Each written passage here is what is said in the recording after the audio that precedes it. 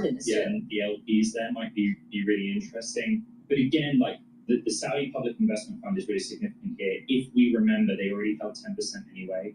And in this memo that the EA CEO sent to staff, used the word sports and used the words entertainment. And this is, having spent a bit of time with him over the summer, I think this is very much like, okay, we know the domains we need to push into. Saudi's already going in that direction. This makes sense. Mm-hmm. The counter argument is this EA executives looking at the writing on the wall that this industry has a pretty slippery future?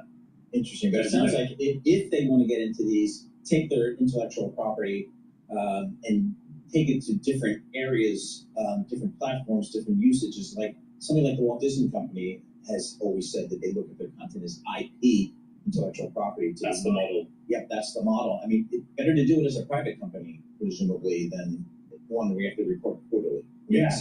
I mean, again, I'm a journalist. I don't have skin in this game, but the sentiment on all the deals I've covered in the last 5 years since I moved to Silicon Valley, so to speak, it's you can do a lot more quickly when you're private. Away from the headlines, the prying eyes of the media. Yeah. All right, let's talk about the chip business. Sure. Huawei, the double output of its top AI chip.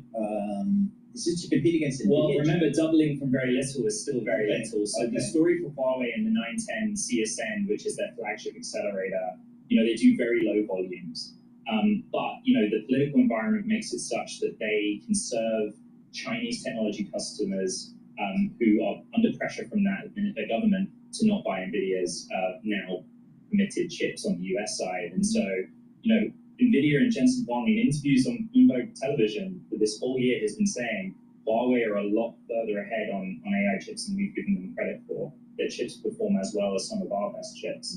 And so this data, citing sources, of course, in the reporting, is really important as it gives some very clear numbers for 2 years of what they plan to ramp up to. Right, and the Ascend product line overall in 2026 will get up to 1.6 million dies. Is that also a drop in the bucket, or is that a meaningful number? It's relatively still a drop in the bucket, and the thing that in our reporting is so key is there's an acknowledgement from sources that the Huawei chip is still not as good as NVIDIA's best chip. Mm-hmm. But if you package it in a system and you offer it as cloud computing capacity, which is the whole Huawei strategy, it's an attractive proposition for inference. In other words, running the AI models, not necessarily training.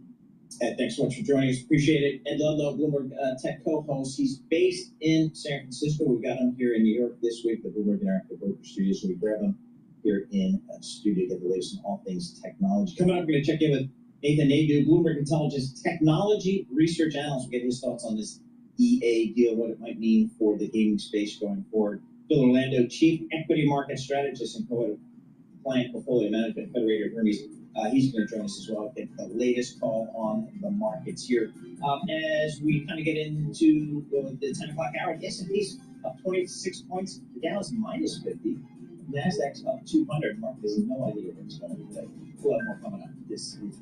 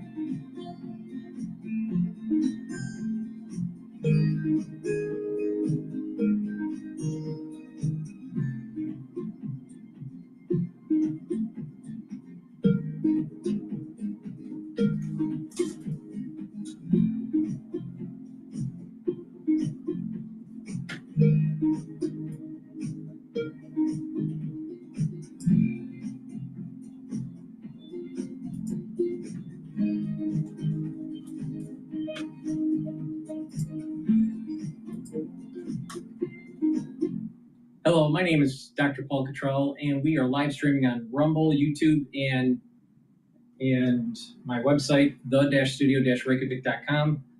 I will also be re-releasing this on all my channels. I have 4 channels on YouTube, Brighteon, Bitchute, and Rumble.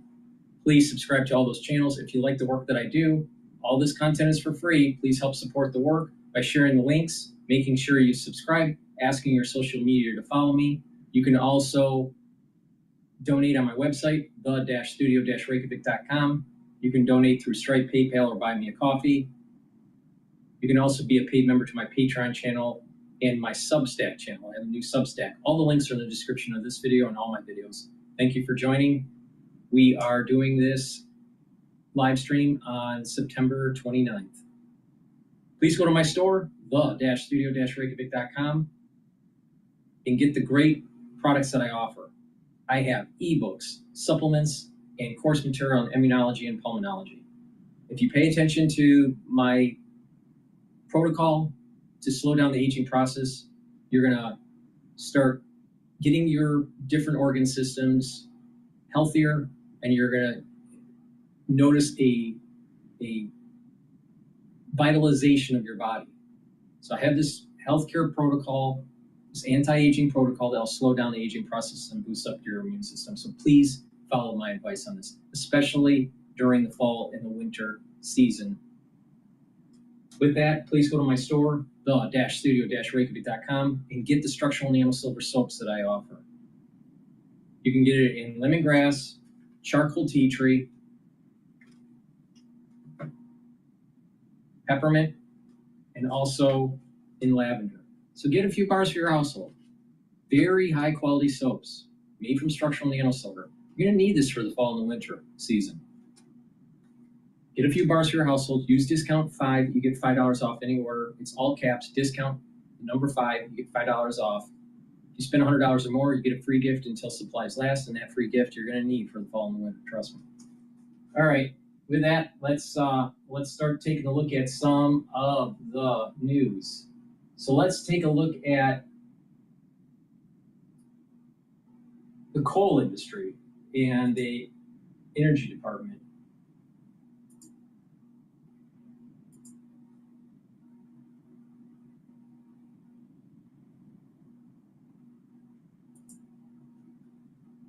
We just connected. She found comfort in.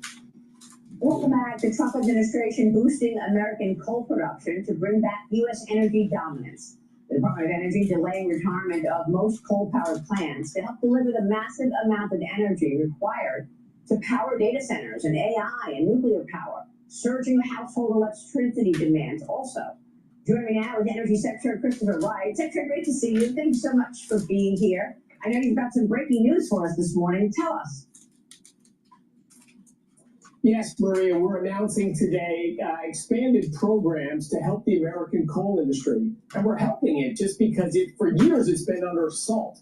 It was out of fashion with the Chardonnay set in San Francisco, Boulder, Colorado, and New York City, where I just was at Climate Week. But it's critical to America's industrial might, not just for electricity, as you mentioned. It's our third largest source of electricity after natural gas and nuclear. But we also use it. It's the backbone of steel production. It's critical for cement production. Coal just makes the world go round, and they've tried to strangle it, particularly the Biden administration, starting with the Obama administration. But we need the coal industry. We're stopping the strangulation. We're going to provide some funding to upgrade the existing coal plants, keep them open, even add some pollution control so they run cleaner and better. But coal's got a long future. As long as in the lives of anyone alive today, let's stop pretending it's going away, or stop wishing it was going away. It's critical to our country. So the Department of Energy announcing a $625 million investment to expand and reinvigorate the industry and try to boost energy production to support communities that have these coal plants. How do you break it down in terms of coal versus oil and gas versus other energy forms, nuclear, in terms of the breakout and what's most relevant, what's most needed in this boom in AI and data centers? So, of course, we're going to let the private marketplace, investors and capital deployers decide exactly what they're going to build. We're just going to assist some of those efforts and stop with the heavy hands on the scale that we're only going to permit wind and solar, as the Biden administration did. We saw where that one led, more expensive electricity. President Trump got elected to bring back common sense. And look, coal is a huge part of our electricity grid today. We're going to stop closing all the coal plants that this Biden administration and so many Democratic governors across our country have decided they should just shut those things down. That's just such a losing strategy that drives up electricity prices, prevents us from leading in AI. So we're going to keep these coal plants open that have a long way to go. We're going to remove some of these burdensome regulations or even outright bans from exporting coal out of our country. Coal is by far and away the world's largest source of electricity and will be for decades to come. In fact, to put it in context, Maria, wind, solar, and batteries, 2.6% of total global energy. Coal is 28%, more than 10 times bigger than wind, solar, and batteries put together. It's just a backbone of our planet. And we have awesome coal reserves in the United States. We're going to export more of that coal. We're going to use it for American industry, particularly as we reindustrialize. And it's going to continue to provide 15, 16% of our electricity and enable us to reindustrialize and win the AI race. Yeah, and you've been talking about coal for months and trying to support the industry for months. Let me get your take on this easing of regulation and the permitting. Are you codifying this permitting so that it is in the law beyond your term, beyond President Trump's term? I mean, these are long-term projects. I bring this up a lot because the likes of these large oil companies that are putting huge amounts of money in the ground for years and years, looking ahead to huge projects, they need to know that those laws are going to be there, that things will run fast and the permitting gets done. I know the Big Beautiful Bill had some of that. Is that where the codifying of this permitting is? Oh, I think there'll be more coming. There's growing bipartisan consensus around permitting reform. I think the Democrats realize you can't have a great American future if you can't build anything in America. So I think you will see bipartisan legislation on permitting reform. I'm excited about that. But you'll see a lot of changes in EPA rules, that were codified that just didn't make sense, that are being challenged by this administration. I think you'll see some rule changes. You'll see legal challenges on those rule changes. And I think you'll see us prevail on those legal challenges. So yes, our plan is to leave behind permanently better structure. And of course, you mentioned the demand, which is only getting higher and higher. BP's latest energy outlook is predicting that global oil demand will grow until at least 2030. That's 5 years later than last year's forecast. The company predicting natural gas demand also will grow 20% by the year 2040. Secretary, your outlook on oil and natural gas right now in terms of demand as a result of this AI boom, are you expecting to this just get incrementally higher and higher in terms of the demand around AI? Yes, of course, AI is going to drive tremendous growth in American electricity demand. But electricity is just one sector of the energy economy.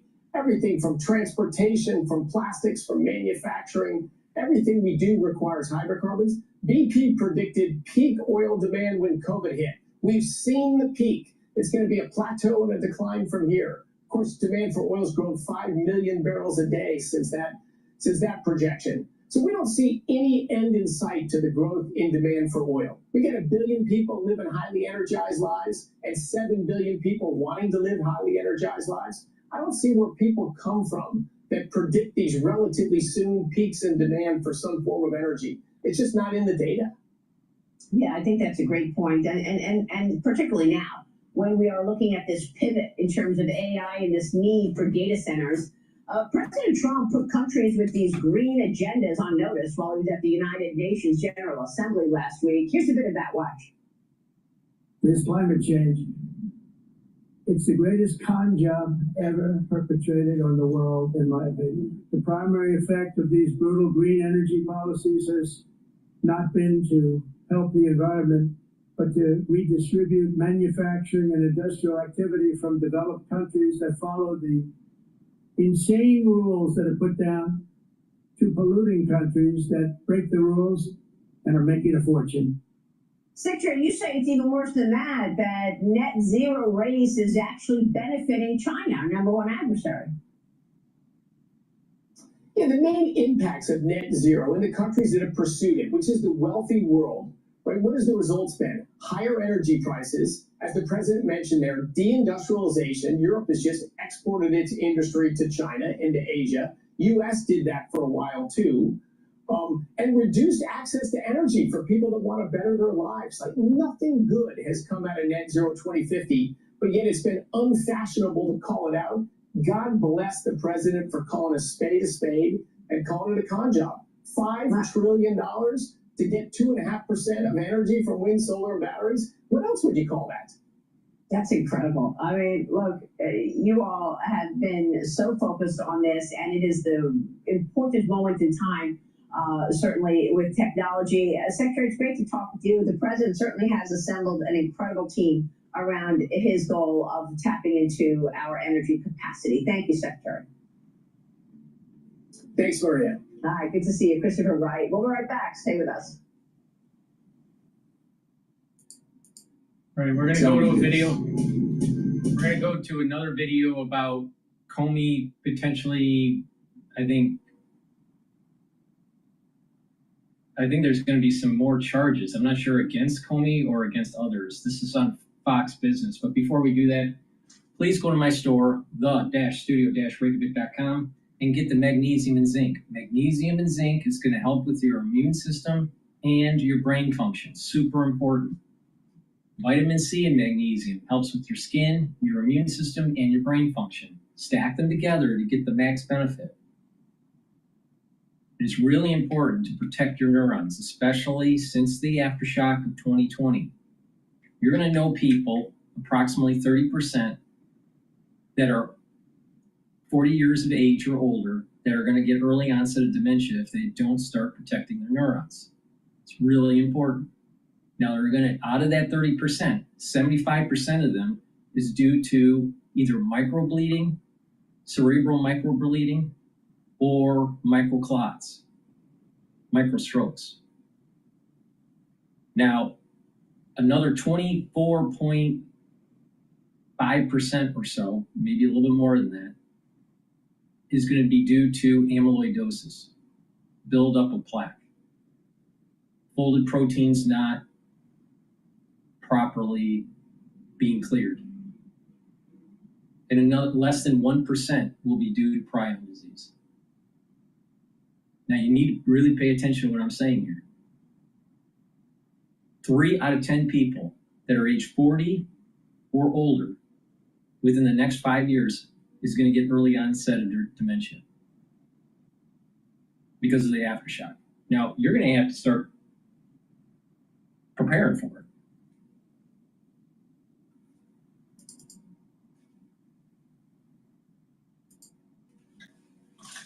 First of the Obama-era officials indicted for charges stemming from the Russiagate hoax and the investigation. He's facing 2 counts, lying to Congress and obstruction of justice. But former House Intelligence Committee Chairman and current Trump Media CEO Devin Nunes tells me it's entirely possible more charges are coming for Comey and more former Intel officials. Watch.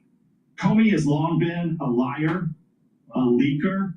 He's dishonest. He ruined the FBI. He will be lucky if there is not a grand conspiracy charge brought, which is really what should be brought against probably about 24 characters in the United States over the last 7-8 years. Should there be more charges against Jim Comey? Very specific, and it's over whether or not he lied on this one part. The larger part is whether or not you can bring a kind of grand conspiracy case.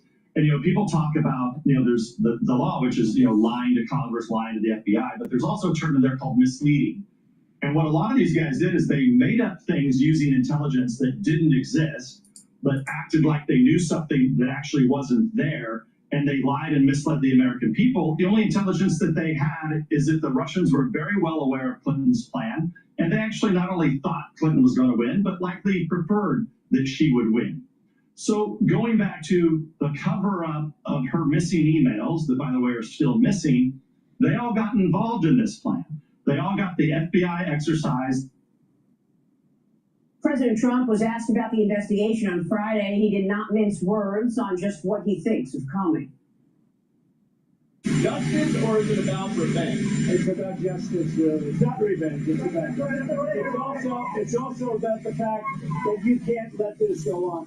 They are sick, radical left people, and they can't get away with it. And Comey was one of the people. He wasn't the biggest, but he's a dirty cop. He's always been a dirty cop. Everybody knew it. Yeah, the question now is, will we see a bigger charge here, Liz Peek? You heard what Devin Nunes said, and I think the whole crux of this idea is the fact that they misled the court, they misled the American people. Is that part of a grander conspiracy that they tried to play against President Trump? That's what Lindsey Graham said, as well as Devin Nunes.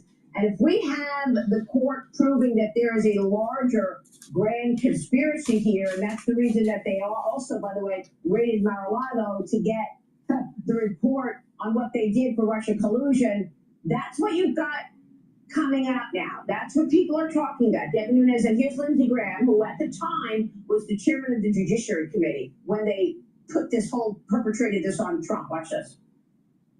He's presumed innocent until proven otherwise. If I'm the Department of Justice, I better get my best lawyers on the field, because Patrick Fitzgerald, Comey's lawyer, is a great lawyer. But the idea he leaked classified information to create a narrative politically, I think that's a strong case. But there's so much else. In 2016, Comey received a memo from the intelligence community, an investigative lead, suggesting that it was Hillary Clinton's campaign who signed off on the plan to link Trump to Russia to avoid her problems. Now, the question is, did they ever take that allegation seriously? He told me that doesn't ring a bell when I asked him in 2020. Can you imagine the Republican candidate for president, that you got a memo from the CIA saying it may be his opponent who's starting this line of inquiry, and the FBI did nothing about it? So Patel's going to tell me of whether or not they opened up an investigation. So every time there was some exculpatory information, the court never heard about it. Yeah. Every person who signed the Carter Page warrant said, if I knew then what I know now, I wouldn't have signed it. Comey knew then what we all know now and ignored it. I believe he withheld exculpatory information from the court because he wanted Trump to be found guilty. The memo from the Intel Committee in September 2016 was addressed to Comey, suggesting Hillary Clinton was behind this, and a copy wasn't struck. Did they take it seriously? I want to know that answer to that question. So Liz Peek, weigh in here, because we know that John Brennan knew that Hillary Clinton was putting together this whole fantasy of Trump colluding with Russia. He was in that Oval Office meeting at the end of 2016 or early 2017, and he wrote his little notes there. We have a picture of it, and we have the memo of the notes that basically told all of them, Hillary Clinton, and the Russians are aware that Hillary Clinton is coming up with a story that Trump is somehow tied to Russia as a way to hide her own email scandal. Yeah, Maria, there's no question that James Comey was part and parcel of a grand conspiracy, basically to, I would say, destabilize the Trump presidency, to put it under pressure from day one, because the American people were led to believe that he was a tool of Vladimir Putin. And sadly, you continue to hear that charge raised over and over again. They did a great job of smearing this government. And we spent, 2-3 years through the courts, through various kinds of investigations, trying to prove that Vladimir Putin had organized and run the election that elected Donald Trump, when in fact just the opposite was true. He was gunning for Hillary Clinton to become president. So I think anything they can throw at James Comey is too little. I think he was basically the head of all of this. On the other hand, they better be sure it sticks. They better be sure it's narrow enough that they can convict this guy, because to go through all this and to go back in time to bring these charges, and Lindsey Graham's totally right. He's a slippery guy. He's got good lawyers. This better be solid, and I sure hope it is. Yeah, well, I mean, that's the point. It was a grand conspiracy to take down Trump, and it goes on. You've got a timeline here. Even through the raid at Mar-a-Lago, where they were looking for any information that he may have taken about the Russia collusion so that they could destroy it. Gusto is the best choice for small business payroll. It's fast. Okay, we're going to go to the Michigan church burning and shooting that happened yesterday. Please go to my store, the-studio-reykjavik.com, and get the structural nano silver toothpaste. This will whiten your teeth, freshen your breath, help with your gum line, reduce inflammation at the gum line, and improve your oral cavity and neutralize, especially what's happening in the fall and the winter this season. Really important to get a few tubes of this toothpaste. Be prepared. This is the best toothpaste that you're going to get. You can't get anything better than this. So please go to my store, the-studio-reykjavik.com, and be prepared for the fall and the winter. You're going to need it.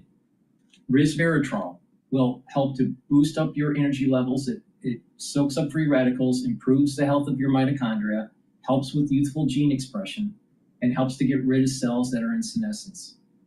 Really important as part of an anti-aging protocol. Now, when you slow down aging and you improve your immune system, guess what? You'll be able to weather the storm in the fall and the winter much better. Also, if you're 40 years of age or older, get the vitamin B complex. This will help with your energy levels. The first 4 B vitamins helps with the electron transport chain to build more ATP in your cell. And when you have more ATP, you have more energy, you'll have more vitality, you'll have a revved up cellular metabolism. Super important. And it has vitamin B12, which is going to help to protect your neurons. And like I said, you better start protecting your neurons now. Olive leaf extract, dual purpose, brings down systemic inflammation and helps your lipid profile. By helping the lipid profile, it's going to help to bring down the LDL levels and increase your HDL levels. That means that you're going to reduce plaque formation. When you reduce inflammation at your vascular level, you're reducing the chances of plaque formation because it's through free radicals and inflammation that leads to plaque formation. And when you bring down systemically inflammation, you're helping your immune system. Chronic inflammation, which is very common in the United States, is immunosuppressive. When you bring that down, you're actually boosting up your immune system. So go to my store and get the olive leaf extract and be prepared for the fall and winter. Super important. And if you take this regularly, you're going to get the benefits of slowing down the aging process. Please go to my store, get the olive leaf extract to help with your immune system and your cardiovascular system. Get the vitamin B complex to boost up those energy levels, protect your neurons, and rev up your metabolism. And resveratrol for the youthful gene expression. Please go to my store, the-studio-reykjavik.com. Use discount 5.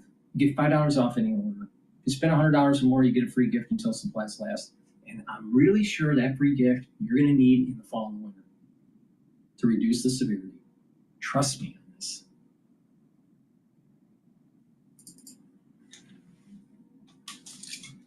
Well, this morning, houses of worship on alert after a gunman rammed his car into a packed church in Michigan, shooting at the worshipers and then setting the building on fire. So at least 4 are dead in the attack, and law enforcement feared that the death toll could grow. White House Press Secretary Caroline Levitt joined us now to react from the White House. Caroline, we all watched this in horror yesterday. Is there anything that you've been briefed with that could move this story forward to find out what the motive might have been?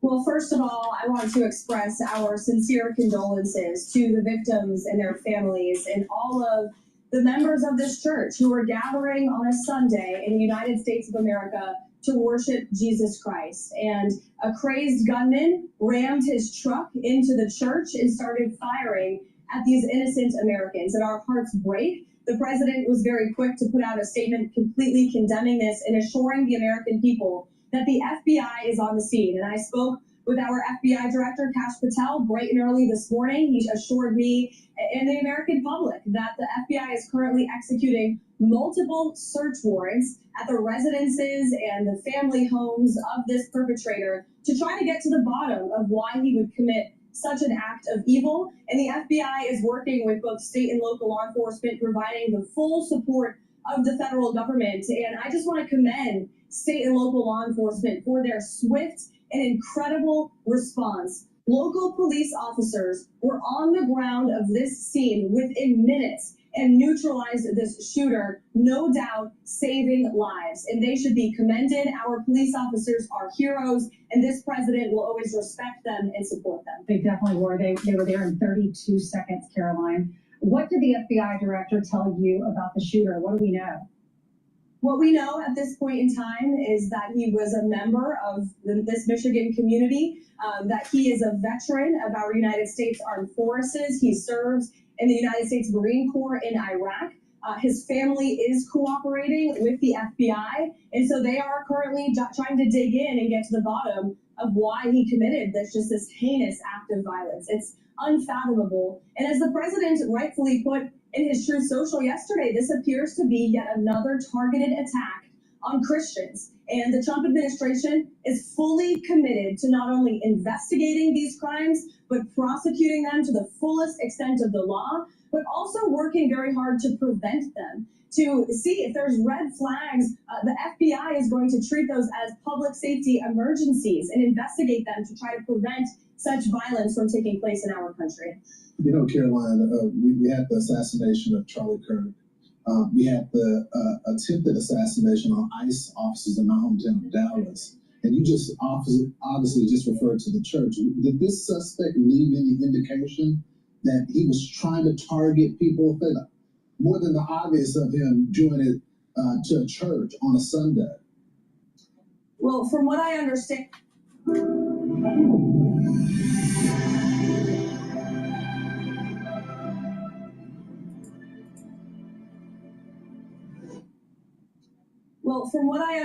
based on my conversations with the FBI director, all they know right now is this was an individual who hated people of the Mormon faith. And they are trying to understand more about this, how premeditated it was, how much planning went into it, whether he left a note.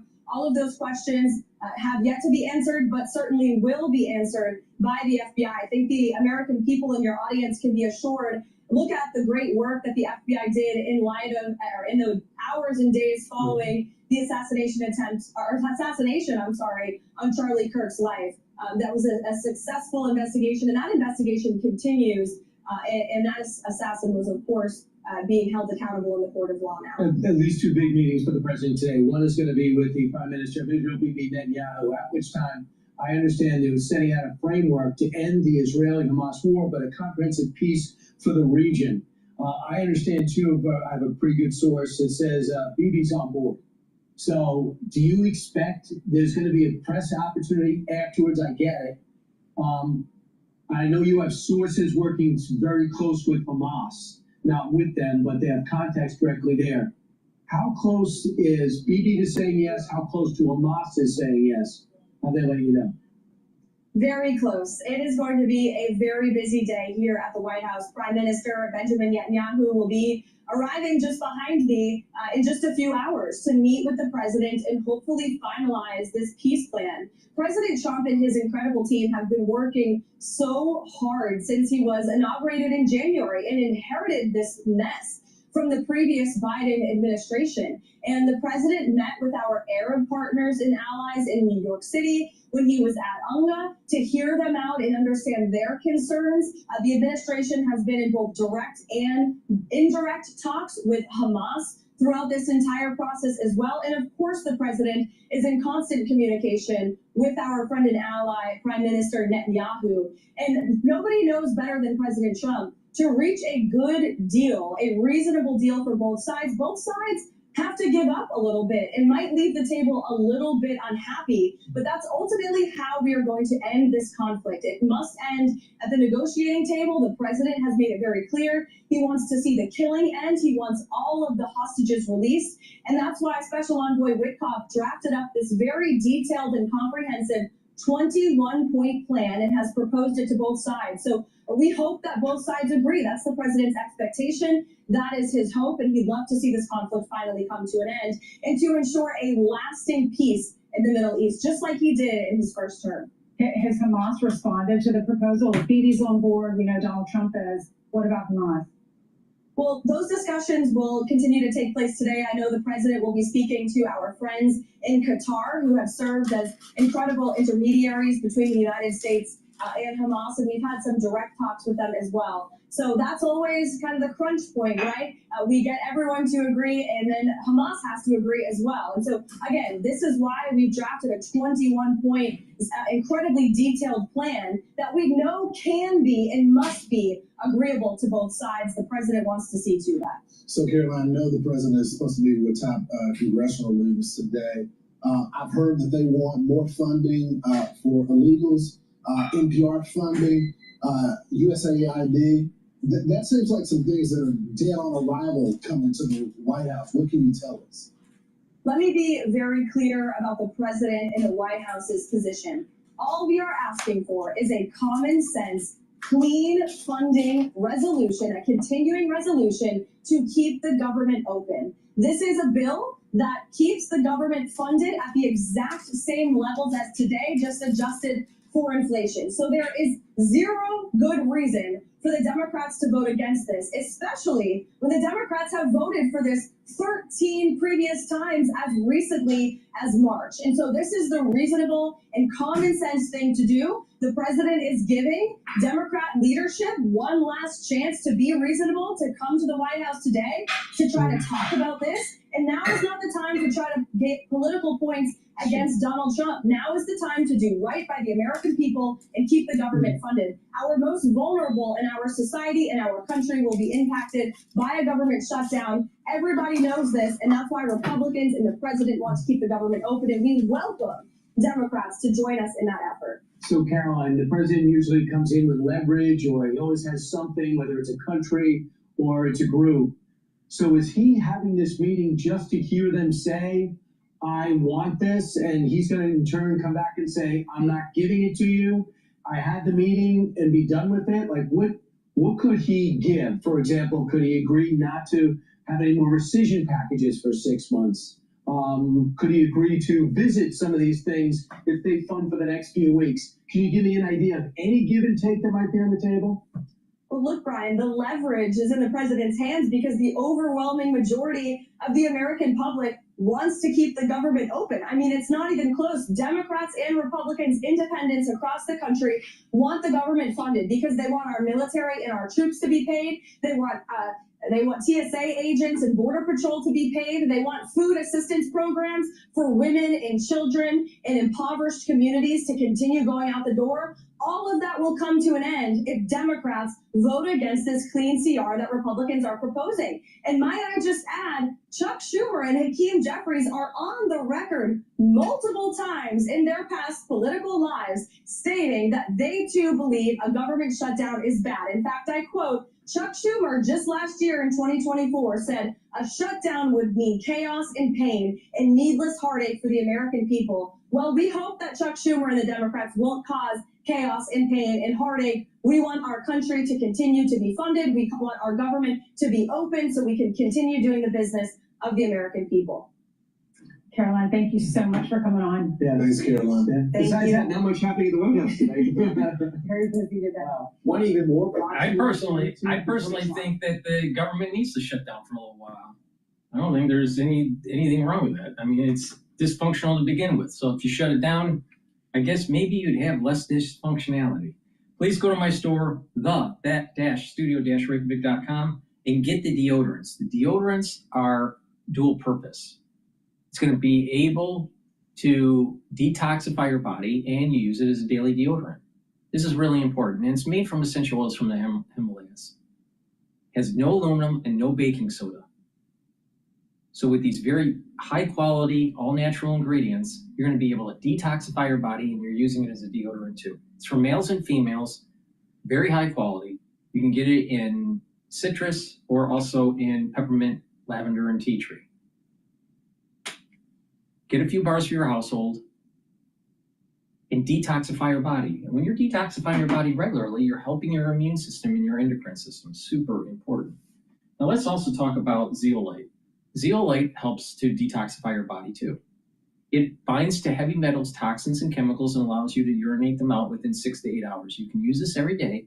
Take 3 small drops underneath your tongue and drink filtered water. Do that daily, and you're going to improve your endocrine system, your immune system, your kidneys, your liver, your brain function. even your vascular system, your bladder. It's really important to detoxify your body regularly. Also, make sure you drink filtered water, stay away from processed foods, and clean your environment in your home. Take a look at the cleaning solutions, paints, even pesticides that you may have in your garage or in your basement. And if you need them, make sure you put them in a double layered container. Maybe wrap them up in a garbage bag and then put them in a sealed container, something like that. But it's really important to improve your air quality in your home, especially from chemicals that you may need regularly for your household. So please go to my store, the-studio-reykjavik.com. Get the zeolite. It'll bind to heavy metals, toxins, and chemicals, and allow you to urinate them out within 6 to 8 hours. So a great stack would be to get the deodorant and get the zeolite. The more often you detoxify your body, the better off your body will perform. So please go to my store, use discount 5, you get $5 off any order. If you spend $100 or more, you get a free gift until supplies last. All right, let's talk about Antifa here. Antifa gears up for massive protest. This is from Fox. New York 811 presents Don't Dig Up a Lawsuit. When you run the job in New York City, Long Island, time is money. But if you don't contact... And meanwhile, in Portland, Antifa is gearing up for a massive protest tonight at the ICE facility there. A flyer is circulating online urging people to rally against President Trump's order that deploys troops to the city to protect ICE facilities against violent rioters. Christina Coleman is live with the latest. Hi, Christina. Hi, Tommy. Yes, more protests are expected tonight in Portland after the president announced he plans to send federal troops there. Yesterday on Truth Social, the president wrote, at the request of Secretary of Homeland Security Kristi Noem, I am directing Secretary of War Pete Hegseth. We have the full screen there that President Trump put out. There you go.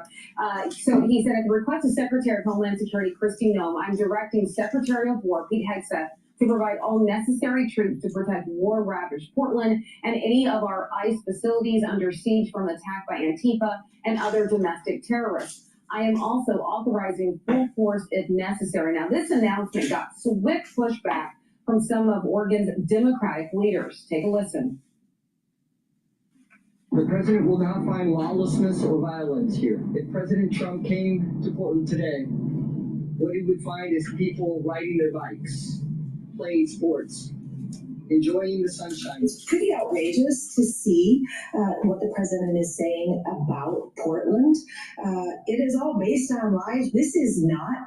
Let's face it, Portland is full of a bunch of fucking ultra liberals. They're crazy. They're part of they are part of a group that is destroying America. They are eroding God, country, and family. And conservatives need to push back and clean up the city. And Trump is doing exactly what he needs to do. Now think about it. As we're getting closer to World Soccer and getting closer to the Olympics and the midterm elections, don't you think that Antifa and other crazy ultra left movements are going to create havoc in the inner cities to try to create disruption under the Trump administration? Of course they are. So Trump knows this and he's trying to nip it at the bud. He's doing exactly what he needs to do. Conservatives in the United States need to start pushing back on the ultra-lib agenda. Because the ultra-lib agenda is nothing but Marxism, Maoism, communism. I mean, look at what's happening in New York. It's a shithole now. You know why? Because it was ran into the ground by de Blasio. You have a bunch of liberals running the town, want to raise the prices of everything because of their socialistic programs. And then when Mamdani gets in, it's probably going to get even worse.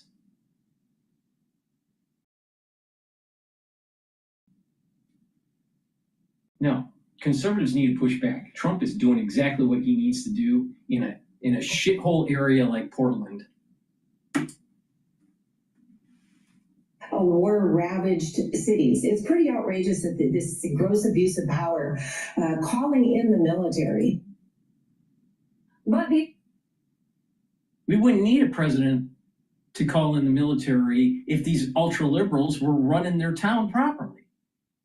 But because they're out of control, we have to.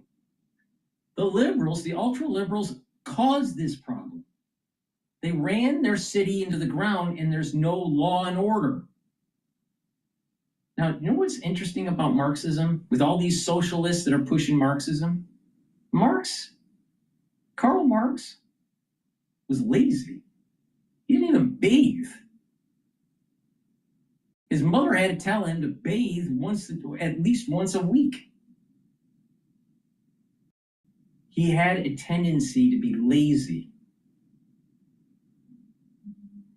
And then there was this hate of capitalism. But you have a lot of ultra-liberals pushing Marxism. Try to learn a little bit about the real life of Karl Marx. And then you'll start to realize, well, wait a minute here. That's like a Krusty from Portland, Oregon. You remember during Occupy movement? You remember like during the Lehman crash and then the whole Occupy movement? And you had these Krusties running around in New York. They were from Seattle. And they didn't bathe. They looked crusty. We called them Krusties. All right? And they lived on the streets. And they were roaming around in Zuccotti Park until it was eventually they were forced to decamp. And I'm sure that they were being supported by some sort of organization. It had to be. But the thing is that they took over the town. They took over New York City through this whole Occupy movement. And it was worldwide. The whole Occupy movement even was in London and throughout the country. But these are the types of people that we're dealing with in Portland. It's the same type. It's the Krusties. They're very much like a Karl Marx. Within the Trump administration clearly feel differently. Portland is one of a number of cities nationwide where there's been ongoing protests against the president's crackdown on illegal immigration. And some of those demonstrations have turned very violent with clashes between anti-ICE rioters and federal agents. There's been a dramatic rise in assaults against ICE agents nationwide compared to the same time last year. Democratic lawmakers from Oregon think adding more troops to the mix is going to make the situation worse. Trump is sending troops to Portland with the goal of, quote, doing a number on the city. And we know what this means. He wants to stoke fear and chaos and trigger violent interactions and riots to justify expanded authoritarian control. Let's not take the bait. Portland is peaceful and strong, and we will take care of each other. Well, we'll see how things play out tonight. Again, more protests are planned for peaceful. Bunch of drug addicts, homelessness, Krusties. Land of the ultra-liberal. The dream of Karl Marx. at the ICE facility in Portland this evening. Tommy? Christina Coleman, thank you so much. I'm going to open it out to the table now to have a little discussion about, let's talk about Portland first, Joey, because we just came off of that, and I was just stunned by those leaders in Portland. We saw it yesterday, too. Everything's fine here. We don't need help. You're going to come and you're going to cause the problem. It's the same thing that Mayor Karen Bass and Governor Gavin Newsom said in California after people were rioting for days, lighting things on fire, causing destruction of businesses. But yet again, you have the leaders that say, we don't want help, don't come here, you will cause the problem. And I'm just wondering, to continue our discussion with you yesterday, at what point do the citizens of Portland say, no, we're kind of sick of being antagonized by Antifa and all of this ruckus, and we would like some law and order? Yeah, I think what they're trying to do is they're kind of glossing over the issue. So Trump is sending support there to help with the ICE operations in the ICE facilities there, which are currently under some sort of siege protest. There's a report, I didn't hear if Christina got to it, that potentially some of these protesters are found with guns on their person. And so Trump is specifically sending support for these ICE operations. I think what they're doing is they're kind of ignoring the ICE part and saying, oh, but our city's not, and we don't have CHOP or whatever it was, Jazz again. And so maybe their crime statistics are down a tick, but that's not why they're going there. Unfortunately, they're not even getting to go there to help make the city safe. They're going there to protect federal agents enacting federal law who are essentially under attack, and apparently the local law enforcement is not allowed to help them. But Anita, it's still an incredible deterrent, because when you know that these facilities are going to be fortified, they're going to have extra help, I would think that that would send a loud and clear message to Antifa and the rest of these folks out there that want to cause anarchy and chaos. Hey, you come and you try to do this, it's not going to be so easy as the last time you tried to come and do this. Well, you would think so. You would hope so. But, that remains to be seen, because, we're seeing these pictures day after day. And let me just say, these are not protests. These are not people carrying signs and chanting and making their voices heard. This is what they're doing. I'm going to read from the federal charging document. In one of the most serious ones, federal officers allege a protester used the pointed end of a protest sign wooden handle to attack the head of a U.S. Border Patrol officer who was trying to make an arrest. I'm telling you, these people don't like capitalism. They want to destroy law and order. They want to destroy the country, destroy God, and destroy family unit. These people are dangerous, and this is like a CCP takeover. It's like a cultural revolution to try to destroy capitalism. But this goes to the heart of Marxism.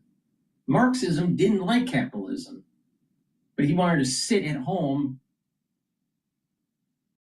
not take a shower, and spend his mother's money, and not work, and be an intellectual, be a philosopher. Very similar to these, like, I'm an artist types. I'm an artist, I don't work, I'm an artist. I'm a philosopher. These people are a problem. Karl Marx wanted to destroy capitalism. And you have these young dipshits that buy into it. And it gets even worse. Many of the people that are on the street with this Antifa, they didn't go to good schools. They didn't go to the Ivy League, the far majority of them. Now, the ones that are going to the Ivy League and Ivy League Plus, they're going to be your mayors and your senators one day. Look at Mayor Wu in Boston, double Harvard College and Harvard Law. She's not a dumb girl, but she's a fucking Marxist.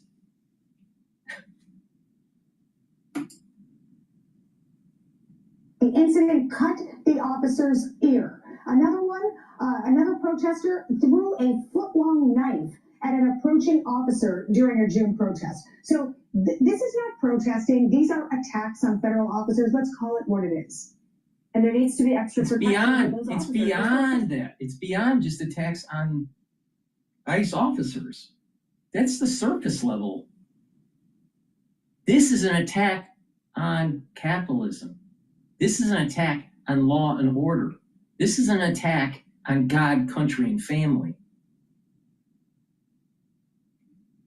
People need to wake up here. Why are they supposedly protesting and attacking the ICE officers? Because ICE is following the law and getting rid of the illegals. Now, why would they want illegals in the country? Destroy the border so you don't have a country. Because the two things that you need to have a country: controlling of your currency and your borders. Secondly, with having illegal immigrants here, then you have a slave labor force brought to you by the Democratic Party. The Democrats have never moved away from slavery. I mean, just wake up. Just stop pretending that they're for the rights of the minorities. They're not. They're not. They want to have illegal immigration here, so there is a population that you can take advantage of with low labor cost. It's a modern day slavery. Third, when you move these individuals in sanctuary cities, they're almost always Democrat cities, city ran, and they need the money for their public schools. Why? Because the population is going down. People aren't having kids. Why? Because you have in these liberal towns the demonization of creation of family. They'd rather kill 65 million fetuses in the womb since the 1970s, more than 65 million, than to actually have family creation.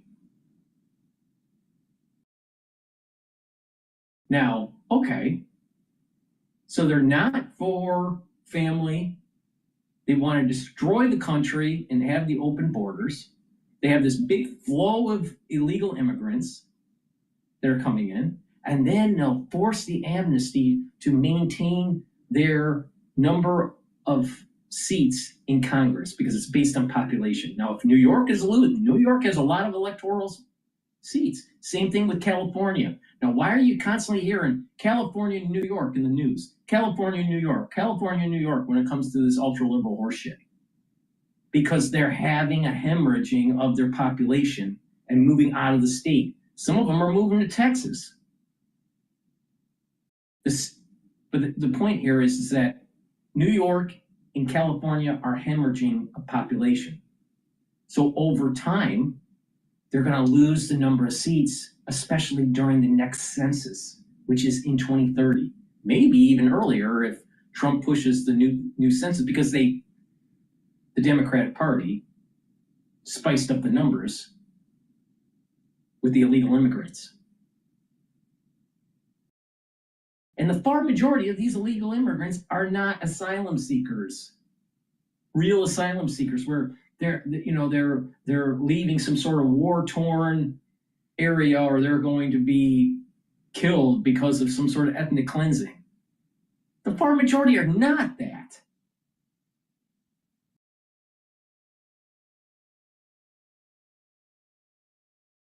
So the Democratic Party, the party of the ultra-liberal, the party of Karl Marx, the party of communism and slavery, want to just keep on having that flow in. Don't do anything about it. Don't send them back home. We're going to send out Antifa and stop you. And then when you fight back, we're going to demonize your administration, Orange Man, because Orange Man's always bad. No, Karl Marx is always bad. And we have a population that's just not educated enough. I have not heard yet, in the modern day parlance, in the last 2-3 months, about what's going on in the inner cities and how it's related to Karl Marx. But it is. And unfortunately, even the conservative news, the newscasters, the anchors, they're just not that bright. Extra protection for those officers. We spoke to Tom Holman yesterday, Jason, and he said President Trump has made it so clear to me and to my agents that they will be protected. Keep you out there in the cold and the dust. We're going to make sure you have the protection that you need and you deserve. And I think that, and I would hope that the folks in Portland who are not a member of Antifa or any of this, regardless of their views on immigration, I would hope that they would want these agents who are oftentimes members of their own community to be safe and protected. The far majority of the people from Portland, Oregon are liberal or ultra-liberal. Not left to center. Liberal or ultra-liberal. Wake up. Wake up. Now, if we're going to fall into the same trap as, let's say, France and the UK, and we're going to have some sort of doom loop because of a deficit, growing deficits, and growing debt. We're going to start needing to come to the realization that the social programs that we have, we can't afford. We have to end the liberalism. We have to end the socialism because we can't afford it. And then when you start pulling away from that, when you start pulling away those social programs, they're going to have a shit fit. And there's going to be more Antifa. Now, I'm a capitalist. I hate Karl Marx, but I also realize that uber wealthy individuals in the tune of billions have political power that the average individual in the United States doesn't have, and that you need to truncate that. And you truncate it by having laws put into place that curtails K Street, and that you tax the uber wealthy 75% of their wealth. They'll still be multi-billionaires. $400 billion, you'll still be able, after a 75% tax, you'll still be rich. Don't worry about it. So there's a pragmatism that needs to take hold so we can pay down the debt, get back to budgets, and then over a 25-year period, it will create an amazing amount of prosperity in the United States that will lead to the ability to offer programs, social programs to help the needy. But we can't do it now. We can't do it now. Now, there are different people that are getting closer and closer to retirement, so you can't just cut them off. You got to provide. So the ones that are retired already, they get their benefits. The ones that are going to retire within the next 5 years, they get their benefits. The ones that retire outside of that 5 years, so that will retire, let's say, in 6 to 10 years, they get less benefits, maybe 80% or 75%. And then the ones that are going to retire in 11 to 15 years, they get even less benefits, maybe only 50%. And you just keep on titrating this down to the point where there is a generation that will be born that gets no benefits. And that way you have a long 50-year plan of bringing down the debt, getting the budget balanced, and you're not getting to that point where you're in a doom loop and fall in the same trap as England and France. Because remember, your life is not as important as the Constitution. My life is not as important as the Constitution. Your kid's life isn't as important as the Constitution. The president isn't as important as the Constitution. Nothing is more important than the Constitution. Now, why does Dr. Paul Cottrell say that? Because it is through that document that will allow for future generations to have freedom. We will lose that freedom if we are not stewards of our economic system. If we aren't good stewards of our economic system, we will lose that. So we need to wake up and realize that the baby boomers and the national security state have brought this country to a point where we can't afford the social programs anymore. So we have to truncate the national security state, reduce its power, and we're going to have to start titrating social programs and make it very clear. Make it very clear that that generation that started to come into adulthood in the 60s, they started this and led our country down a path where it was an erosion of God, country, and family, and it created a huge debt for future generations. And make it very clear in the history books that there was a point, there was an inflection point during the Vietnam era, during these 1960s, where the United States went off the track and went in the wrong direction. led by the baby boomers. Now we're going to have to just bite the bullet, fix it, but make sure that in the history books that the baby boomers realize what they did wrong. They didn't help this country. They made it worse.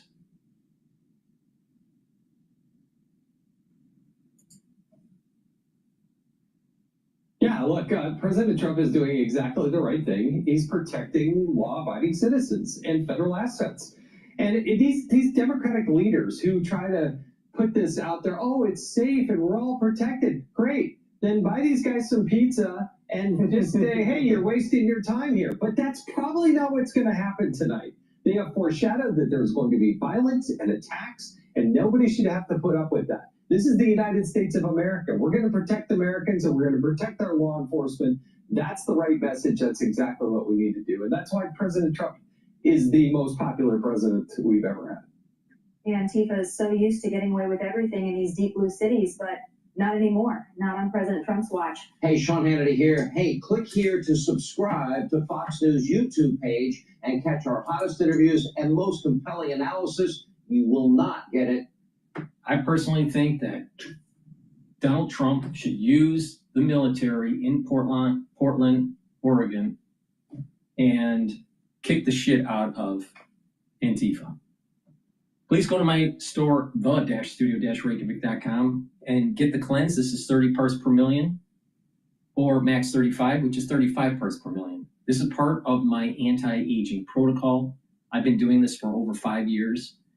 Take a teaspoon a day, swish it in your mouth, gargle about 20-30 seconds, and then swallow it. What this will do is improve your oral cavity, your oral pharynx, help with your mucosal lining, and help with the health of your epithelial cells. When you do that, you're boosting up your immune system. If you're not feeling well, or someone around you is not feeling well, take a tablespoon or two a day.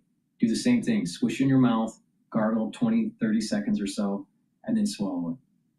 Once everything is better, then go back to your maintenance dose of a teaspoon a day. But it's really important to be prepared because the fall and the winter is going to be problematic in the United States. And you're going to need to take my advice.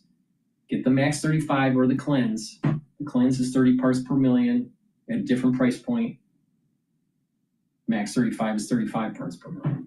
Take it every day. Super important. Now, if you're 40 years of age or older, it's harder for you to build muscle. If you take this supplement that's on my store and you do some resistance training and drink it with filtered water, this will help with the gene expression to build muscle and maintain muscle and help with the health of your mitochondria. This has flavonoids, polyphenols, and lignans to help you with the gene expression to build muscle. This stacks well with gladiator barley. You don't have to take it with gladiator barley, but it's really important to take if you're 40 years of age or older to help you build muscle. Super important. And when you're building that muscle, not only should you be building muscle for, the front part of your core and your arms and your legs, but also your back. Back is super important because with back, when you're building muscle in the back and you're focusing on strengthening your back, you're also improving the density of your vertebrae. You're improving your posture and you're improving the lymphatic flow and your vascular flow. And when you're doing that, over time, your body will perform better. Because if you start to hunch over, all right, you're getting poorer flow back to your heart and the lymphatic flow. All right? You need your body to have the proper flow. When you have that, then your body gets into homeostasis easier. And one of the weak spots when people start to get older, especially when they get into their geriatric years, is just that they have poor back muscles. So they injure their back really easily, and then they're not mobile, and then all of a sudden, further problems start to arise. So if you have a strong core, especially your back, that's going to add additional years and vitality to your life. So please go to my store, the-studio-reykjavik.com, and get the Myotrol. Super important. and make sure you build those back muscles. Super important. There's a high correlation to stronger legs and stronger back and longevity. Now, I'm the most accurate person on this subject matter, and comprehensive. Some people say, just take this and then you'll be okay. No, I tell you everything you need, because the human body is highly complex. It has a lot of intricacies with its biochemistry, but there's also these little tricks that I just mentioned with the back muscles that helps you, right? Another trick in terms of building more bone density is to do these calf lifts where you lift your body on your toes. Be on a hard floor, no shoes, and then you're lifting your toes up and down, and you're getting this vibration up through your leg, into your hip, and up through your spine. When you're doing that, you're actually sending a microsignal to build more bone matrix, denser bone. So you do that every day for years, and what's going to happen is you're going to have a stronger hip, stronger legs, and a stronger vertebrae. That's going to be super important for you when you go into your geriatric years. And not only that, when you're doing your calf lifts, you're strengthening the calf muscle, and that's going to have better flow for your blood back to your heart, your venous flow, and lymphatic flow. So it's dual purpose. Little tricks. Do you hear that from Dr. Drew? Do you hear that from Dr. Artis? Do you hear that from Dr. Malone? Do you hear that from anybody else? No. Because a lot of them are just a bunch of celebrity docs. All right.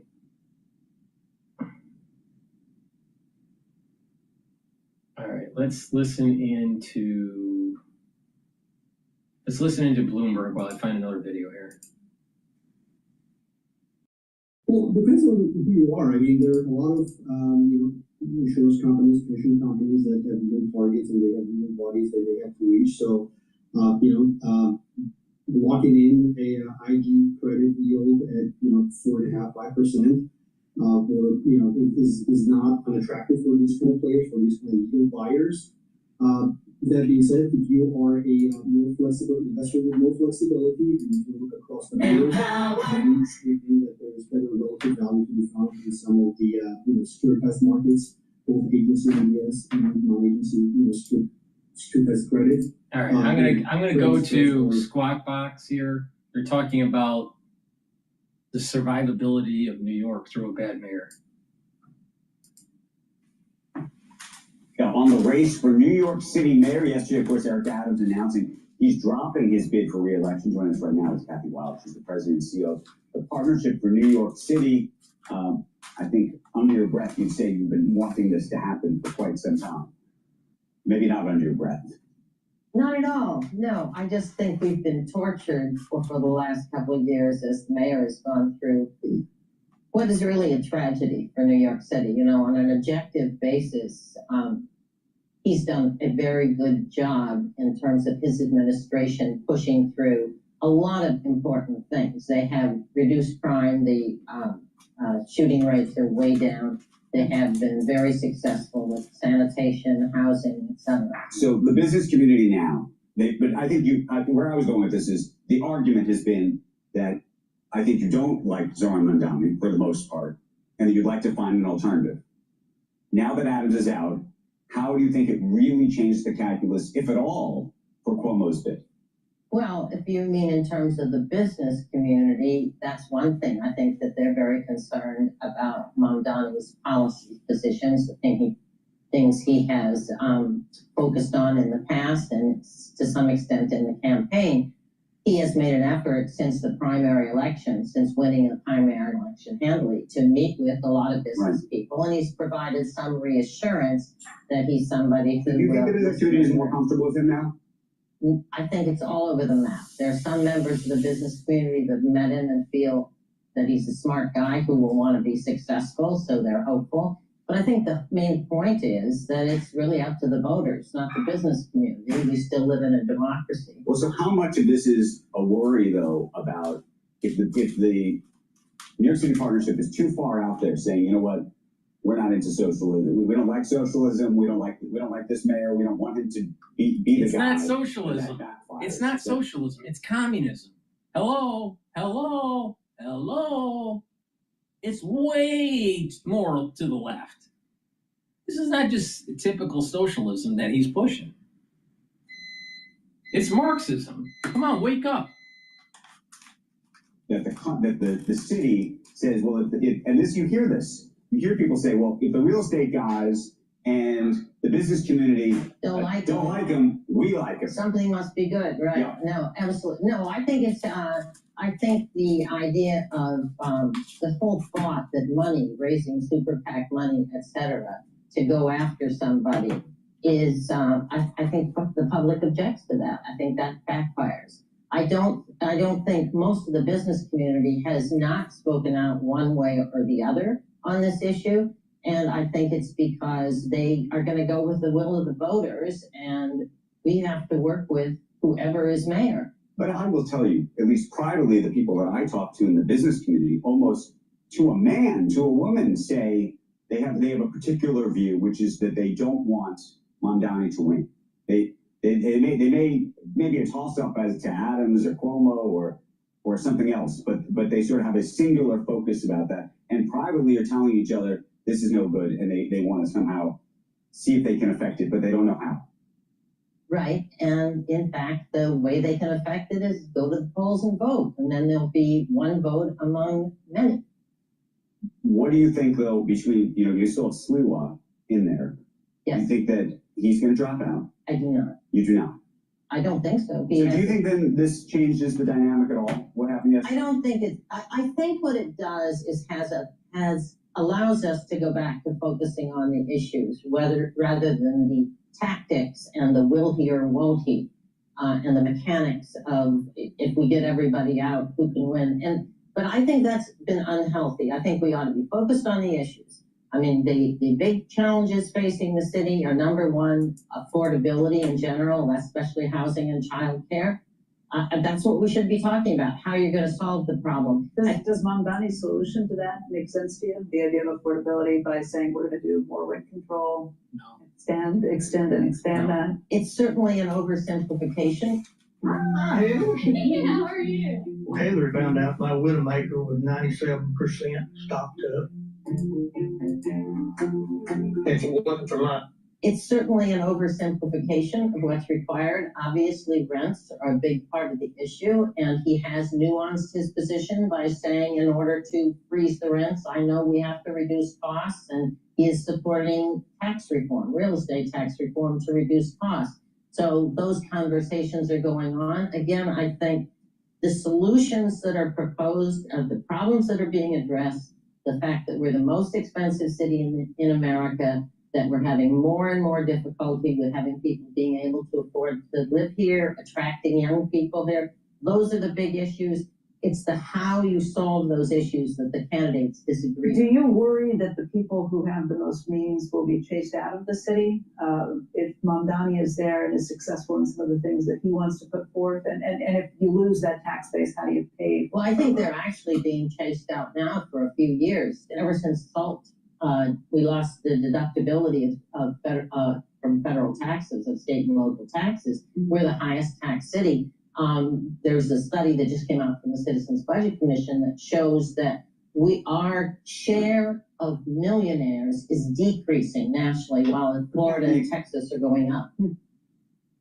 In terms of the conversation, at least I'm hearing among the business community that are concerned about Mamdani, the focus seems to be on safety and security and the police. What is he going to do with the police? Yeah. Is he going to keep Tish? Is he not? Is he going to move money around so that he could provide a lot of relief if he said, I'm going to keep Jesse Tish as police commissioner, because there's great confidence in her and her job. So you hear that? Yes. You hear references to this website that refers to raising taxes but not just raising taxes, he says, on white neighborhoods specifically. It's sort of an interesting thing to say that as directly as he does when it comes to sort of, and again, he's referring to neighborhoods, but there's sort of, he spells it out as a racial issue to some degree, at least some people see that. And then there's the Bibi Netanyahu stuff about, when he says, that he's going to have him arrested by the NYPD, which is, of course, completely against federal law. And I think there's a lot of people who are Jewish in this city, irrespective of your views about Israel and this and that, who say that it sends a signal that there's something, that there's a anti-Semitic view that's being espoused underneath all of this. Yeah, and that is the single biggest issue, I think. You think that is? Absolutely. That or the police? No, I think the anti-Semitic view. New York is a city that has a long history relationship with Israel. Our investors funded the whole startup nation, building of Israel, etc. I think that's a big issue. So here's the question. To the extent that you guys are now behind Cuomo, what does he actually have to do to win? What do you think that, is there a, and I don't know if you're saying you're probably not behind Cuomo, but I think you really are. I'm going to have to vote for Cuomo. Meaning what do you, business community? The business community. No, I think the business community is very split all over the map. I mean, They're going to have to vote for several Cuomo. business leaders, one of our vice chairman, Kevin Ryan. Even though Cuomo, leader of the problem is, came out saying he was going to work with the business community is going to have to vote for Cuomo. The problem with Cuomo is that he's corrupt.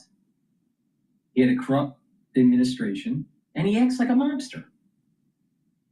He behind the scenes he acts like a mobster. All right. But the thing is that better than Karl Marx?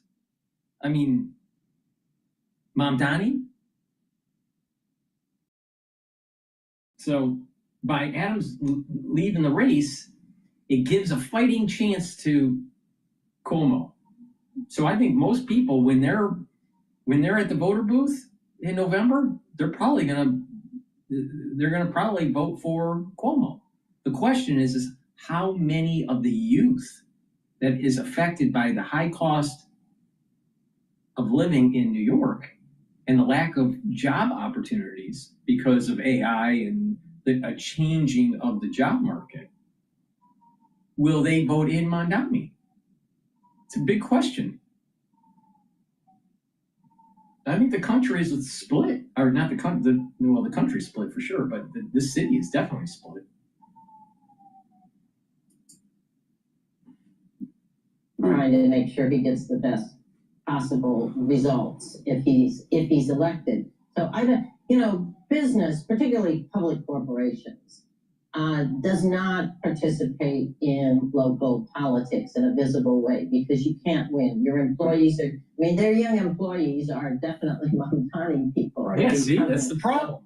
The business leaders are not taking that kind of position. In addition, the whole financial industry, which is the largest sector of our economy, can't contribute because of federal regulations that prohibit financial contributions by financial advisors to state and local politicians. So they basically are on the sidelines because they can't donate. So the business community, I think it's unfortunate and that we ought to be trying to fix this, but the business community really is not that engaged on the politics of the issue. They're very worried about the substance of the issues and what a next mayor will want to do, whether it will be productive. But I always say, we're a city of leaders in New York. The mayor is only one of those. We have not only checks and balances in government with the city council, the governor, et cetera, but we have leaders in every sector, in business, right, in culture, and et cetera. So I don't think who is mayor is ultimately going to determine the fate of New York City. We're going to have to work harder to make sure that is the case. We're going to have to depend on the support of the governor and others to make sure that is the case. But I think, I don't know what's going to happen in the election, but I don't think that I think New York City has proven that we're highly resilient, that we have survived plenty of less than adequate mayors. We've survived lots of bad public policies. I think we'll be successful moving forward. You got to look at the arc of this. And the arc is that the apex of New York was probably in the second term of Bloomberg. But because he had 3 terms, that third term, New York was just starting to decline. Then you had de Blasio, it declined much faster. You know, it's like going up a hill, right? Or in a roller coaster. You get to that apex and you're starting to lose momentum, and then all of a sudden it starts to gain momentum and it speeds up. So there's an acceleration. That was the de Blasio days. Adams is trying to stabilize it, but there is just the acceleration of liberalism and the cost of living and inflation and all these different social stressors, the crime, the illegal immigration, all these social stressors, even with Adams trying to do the best that he could, it's still causing the city to decline. Yes, did Adams bring in new affordable housing units? Yes, most ever in the history of New York. Did he reduce the crime? Yes, but the crime is still there. You still have lots of illegal immigrant issue in New York. You still have the crime. You still have the lack of God, country, and family within a large part of the society. So if you bring on someone that's super socialistic, like Mamdani, who's way worse than de Blasio, then you're probably going to see a further decline. And then you start to look at like the country, economically, maybe even geopolitically, domestic policy, and many of the historians and the economists are saying, well, wait a minute here, this is kind of like the 1970s. Now, history rhymes. It's not perfect. It's not copy-paste, but it rhymes. And when you have lots of scholars saying, well, wait a minute here, this is like at the mosaic level, like the 1970s, maybe you should pay attention. And if that's the case, what was New York like in the 1970s? It was a shithole. And it further became a shithole during the 80s. So there's a higher probability that the city is going to get worse, not better, under Mamdani. Please go to my store, the-studio-reykjavik.com, and get the clarity factor so you can think as clear-minded as I do, all right? Take it every day. Make sure you drink it with filtered water. And what this will do is create the microenvironment for you to have positive neuroplasticity and get those dendritic connections. So your neurons communicate with each other, and the faster you think, the better your memory is predicated on those connections. So you need to increase your positive neuroplasticity. When you do that, you're going to be thinking faster, your memory is going to be improved, you're going to be able to concentrate on the tasks at hand, drink it with filtered water, learn new things, write, talk to people in the real world, create a better microenvironment. And another little tip to create that microenvironment is also to do resistance training, cardio, balancing, and stretching. Now, people would say, why? Well, your brain has cognitive function and motor function. So you want to improve both. So if you're doing the resistance training, you're activating certain types of nerves to contract your muscle. But your cerebellum is being activated for coordination. Balancing helps with that cerebellum coordination. Stretching activates the neurons that are at the ends of your muscle. So you're strengthening those and you're activating that cerebellum, super important. And cardio is going to provide more blood flow to the brain and create a better microenvironment to add for that neuroplasticity. So there is a correlation between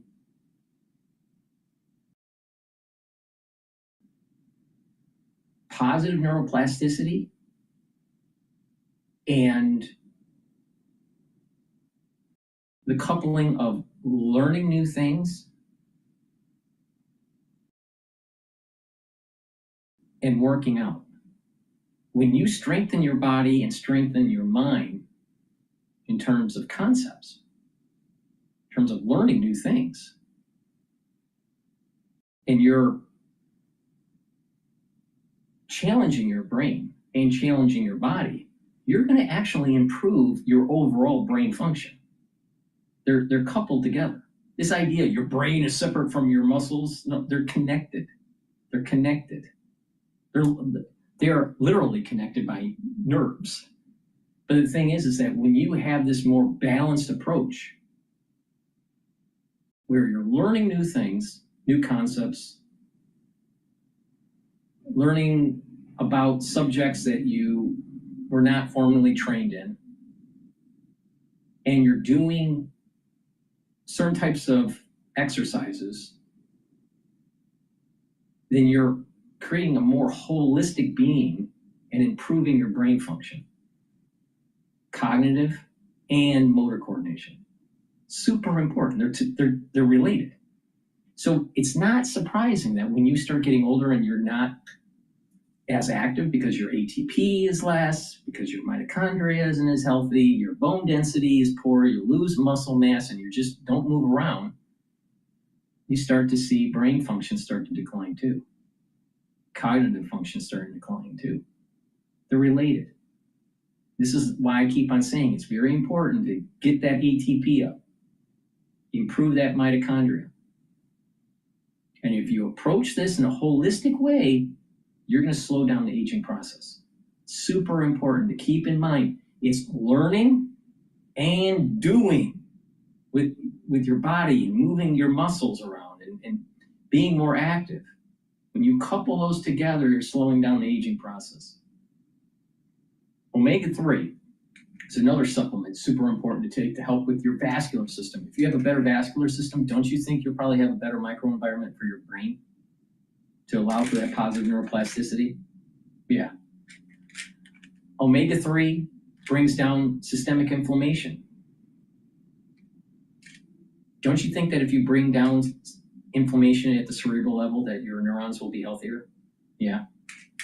Omega-3 helps with preventing red blood cells from overclotting. Don't you think that's going to be important for your brain? Yeah. It's really important to take omega-3 for your cardiovascular health, and an added benefit, brain function will improve. Heirloom barley. Detoxify your body, bring down inflammation, and soak up free radicals through superoxide dismutase. Now, if you're detoxifying your body regularly, your endocrine system, your immune system, and your brain function is going to improve. If you're reducing toxins, reducing inflammation, your body is going to be healing and be more protective of its tissues. So if you think about what is part of the aging process, buildup of toxins, increased inflammation, a buildup of free radicals. Well, if you take a substance like heirloom barley every day and you're detoxifying, bringing down inflammation and soaking up those free radicals, don't you think that you'll be slowing down the aging process and improving your brain function, your immune system, and your endocrine system? Come on, say it with me. Yeah. Like I said, there is nobody out there that is as comprehensive on slowing down the aging process and what you need to take to do it. Please go to my store, the-studio-reykjavik.com, and get the heirloom barley. Stack it with the omega-3. Very powerful cardiovascular stack and brain function stack. And oh, by the way, add clarity factor. Don't you think that's going to help with your brain function? Now, like I said, the 2020 crisis has a lot of different aftershocks. And one of those aftershocks is early onset of dementia. 30% of the people that you know, 40 years of age or older, within the next 5 years, will get it.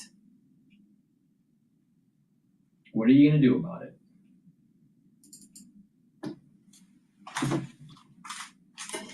Showing up late, on purpose. So busy. Classic corporate power move.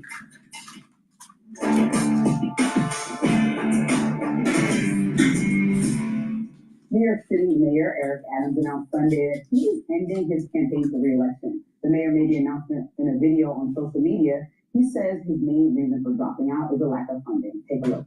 And yet, despite all we've achieved, I cannot continue my re-election campaign. The constant media speculation about my future and the campaign finance board's decision to withhold millions of dollars have undermined my ability to raise the funds needed for a serious campaign. Adams went on to caution New Yorkers against what he says is a rise in divisiveness and political violence. Major change is welcome and necessary, but beware of those who claim the answer to destroy the very system we built together over generations. That is not change, that is chaos. Instead, I urge New Yorkers to choose leaders. Just boil it down, Adams. Come on. Boil it down. Say it where it really is. New York is the city of capitalism, and Mamdani represents Marxism. They are antithetical to each other. Period. By what they promised, but by what they have delivered. Adams was elected mayor in 2021, succeeding Bill de Blasio. In his time as mayor, much of his focus went toward lowering crime and rebuilding the city's economy after it was disrupted by the COVID pandemic. But his administration also faced heavy allegations of corruption. Last year, he was indicted on charges of bribery and fraud, and his approval ratings plummeted. Now, Adams did not explicitly throw his support behind any of the other remaining mayoral candidates. Polls continue to show Democratic nominees are on Mamdani with a big lead over former New York Governor Andrew Cuomo. Now, Mamdani responded to Adams' decision in an interview, saying he doesn't think this will have much of an impact on the race. Cuomo posted his own response on X, writing, quote, "The choice Eric Adams made today was not an easy one, but I believe he is sincere in putting the well-being of New York City ahead of personal ambition. We face destructive extremist forces that would devastate our city through incompetence or ignorance, but it's not too late to stop them." So the politics of this is that Eric Adams getting out does help Andrew Cuomo. They're competing for the more moderate slice of the electorate. Eric Adams is the incumbent mayor, so this is kind of a big deal that he just is deciding no longer to run for re-election, although he says he was so hamstrung by the legal issues he's facing. This is going to help Cuomo a little bit. Now, Zohran Mamdani is very far ahead, so I don't think it fundamentally alters the shape of the race. Mamdani is still, he was before almost. I thought it was 45%, and Cuomo was 25, maybe 30%. Adams was 16. So if all of the supporters for Adams went to Cuomo, it's a dead heat. The question is will the older voters vote for Cuomo more than the younger voters that will vote for Mamdani? I think there are more older people in New York. When I say older, I'm talking about older than 30. I think the Mamdani voter is probably 25, maybe 30, maybe 27 years old, all the way up to, to 18, right? Okay, so 18 to 27. Anyone older than 27 years old, will they be voting for Mamdani or not? I'm not sure. I would say that they would most likely vote for Cuomo. So I think this is a much closer race between Cuomo and Mamdani virtually certain to win. He's now, I think, just very likely to win. But we could get some polls indicating something else. If this helps Cuomo get some momentum, then maybe it'll be a different story. But we have to wait to see that. I think I agree with Mamdani that this announcement was kind of insignificant. Eric Adams' approval rating has plummeted. Like we said, it's not about the approval rating. So low because of his. It's not about the approval rating. This is kind of like. It's not about the approval rating. It was about the polls, the percentage of people that would vote for him, and one of the polls was there was like around 16%. And if Cuomo was at 30. Well, and Mamdani was at 45. Well, it's close. It's close. Show between a former governor that was convicted of all this misconduct, sexual misconduct, allegedly convicted. I mean, not convicted, accused of sexual misconduct, but then also accused of all those incidents at the nursing home during the pandemic. So he's talking about poor leadership, and Eric Adams, if he is essentially going to throw his support behind Cuomo, saying, look at the history of how they ran the state. I think that's not a good. I would have preferred Cuomo drop out. And Eric Adams personally. That's kind of random. And also, he's an incumbent. People, I don't know who dislikes who more, and also people are so exhausted and extremely priced out of even living in New York that Mamdani even offering what to you may feel like unrealistic solution sounds better than no solution, or sounds better than them saying, "Oh, good old boys club." Oh, Cuomo and Trump talk often. Obviously, they think that. Cuomo and Eric Adams and Trump must talk often, and he helped that man get out of trouble. So it's kind of like, well, who's on our side? It seems like Trump's friends, and then Mamdani. You know, I've said many times that I don't really have a dog in this race because I despise Andrew Cuomo because of the COVID leadership, and Zoran Mamdani, I disagree with his ideas, and he seems like a nice person, but he's a Marxist. Far more irritating to me lately, and on a serious note, the whole left-wing violence thing from socialist type people. He is a member of the Democratic Socialists of America, Zoran. So I'm wavering in my desire to remain neutral in this contest because as much as I really despise Andrew Cuomo, he's not a socialist. So I don't know. I'm wavering. We're gonna keep talking about this, especially as election day comes up. Next up, conservatives are blasting the NFL over who they chose to be the Super Bowl halftime performer. We'll be right back after this. Please go to my store, the-studio-reykjavik.com, and get this foundational stack to help slow down the aging process and boost up your immune system.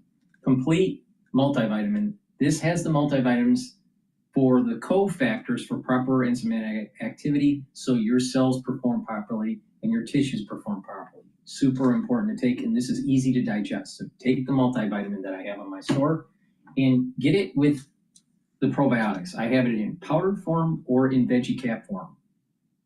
By taking a good probiotic, you're going to improve your gut biome, you're going to improve your immune system in your gut, you're going to improve your energy absorption, your metabolism.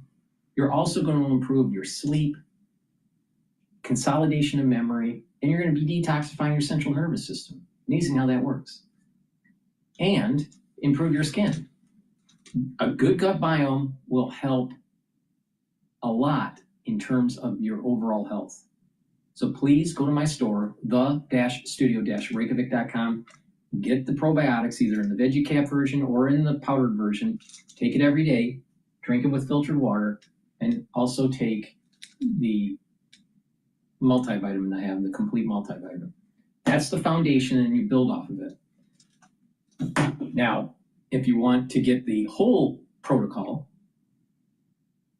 you take that the foundation, and then you take the different pillars.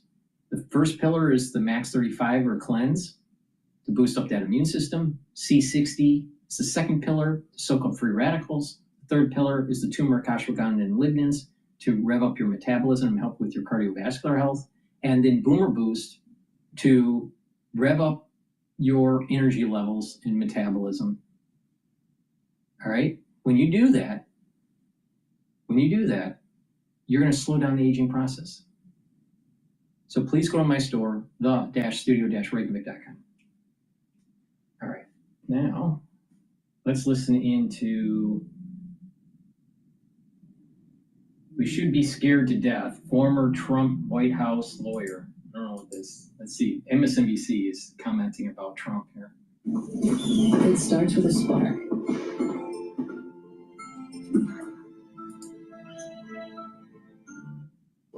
Now to the Trump administration's widening weaponization web, the growing cluster of people being personally targeted for federal investigations. Yesterday, after celebrating an indictment against James Comey, Trump said Comey's successor, Christopher Wray, has some major explaining to do.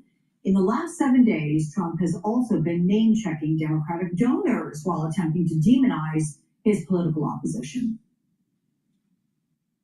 The Department of Justice is also investigating networks of radical left maniacs who fund, organize, fuel, and perpetrate political violence. I hear names of some pretty rich people that are radical left people. I'm the president of all the people. But the radical left is causing this. The radical left Democrats are causing this problem. It's about justice, really. It's not revenge. It's about justice. It's also about the fact that you can't let this go on.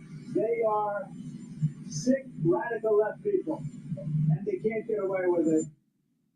Joining me now, Ty Cobb, former White House counsel during the first Trump administration. He represented the Office of the Presidency during the Robert Mueller investigation, as well as the one, well, that one, of course, into the Russian election interference. Ty, I'm glad you're here because I'm curious your big picture on why Trump publicly pressured his attorney general to go after perceived rivals. I mean, some of these people were simply doing their jobs and is now, teeing up these investigations at Democratic political groups. Yes, I think, it's really not complicated. I mean, this is Trump's narcissism in full blossom. If you've got him acting like a 2-year-old, putting up pictures of all the presidents and having Biden's be the auto pin, putting his mugshot up in the White House, just doing silly things, the memes, having Obama arrested in the Oval Office. This is just juvenile vengeance. And if you've offended Trump in the past, you have some vulnerability here. He will target you and he will try to destroy you. Yeah, I was thinking what you said about the President Biden auto pen. That is in that new presidential wall of honor that you have in one of the corridors, and everybody else's face is there except Joe Biden's. There's just an auto pen. Okay, so Lindsey Halligan, as you know, was appointed Saturday, sworn in Monday, and then by Thursday, secured the indictment that Trump has wanted for at least 5 years. Should we be impressed or troubled by how quickly the system can turn against its citizens? Oh, I think we should be scared to death. First of all, at 30,000 feet, the fact that a man was indicted who the Justice Department, in the ordinary course of traditional processes, investigated and concluded there was insufficient evidence to justify a criminal prosecution, but because he was an enemy of the president and because the president ordered his feckless attorney general to prosecute him now, that should scare us all. I mean, Justice Jackson, when he was attorney general in 1940, made it very plain that targeting individuals as opposed to merely investigating crimes was the distinction between America and third world regimes. There was something that didn't happen here. Griffin Bell made the same point about how inappropriate it would be to prosecute anybody out of favor or for political partisan reasons. So, historically, that's not America. This isn't America as we've known it. This is really authoritarianism, and it should scare everybody. So, Ty, for the many Republicans that are just cheering him on, what points are they missing? The lawyer isn't talking about what about the legal lawfare or the unlegal lawfare that was going on the last 6-8 years against Trump. Oh, now Trump is instead of being hunted, he's the hunter, and everybody needs to worry now. The deep state was going after a president they couldn't control. And now, all of a sudden, he's saying, I'm back, and I'm going to kick ass. And now everyone's all worried because they broke the law. The deep staters broke the law. And it's finally, we have a real president that's saying, you know what? We need to shine a light on this administrative state that thinks they're not beholden to the Constitution and we the people. What about the lawfare that was happening against Trump. No word on that.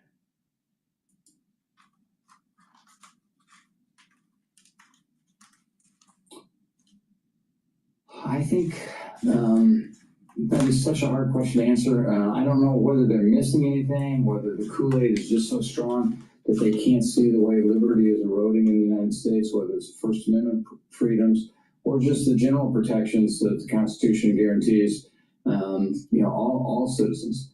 But it is shocking. I mean, you have farmers who just take soybeans alone. They've lost $15 billion in Chinese purchases.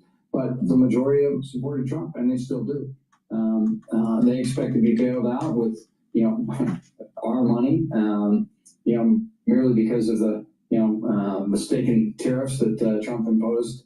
And so as a result, we get hit twice. We get hit with the tariffs, and then we get hit with the subsidy to the farmers. This is just craziness, and it is sad. I mean, and as you were going on with others about right now, money is fungible. Now, I don't know if there's going to be a bailout for the farmers, but if you're bringing in $400 billion worth of tariffs annually, and you're, let's say, helping the farmers by $100 billion, then you're really just taking the money from the tariffs and helping the farmers. And if they're complaining it was the tariffs that caused them to sell less to China, then okay. Help the farmers out with the tariffs.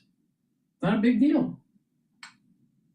But here, you have a lawyer that's not an economist or an accountant, or even showing the true spectrum of this lawfare that's taking place. Trump is hunting now. That's what he's doing. He's hunting.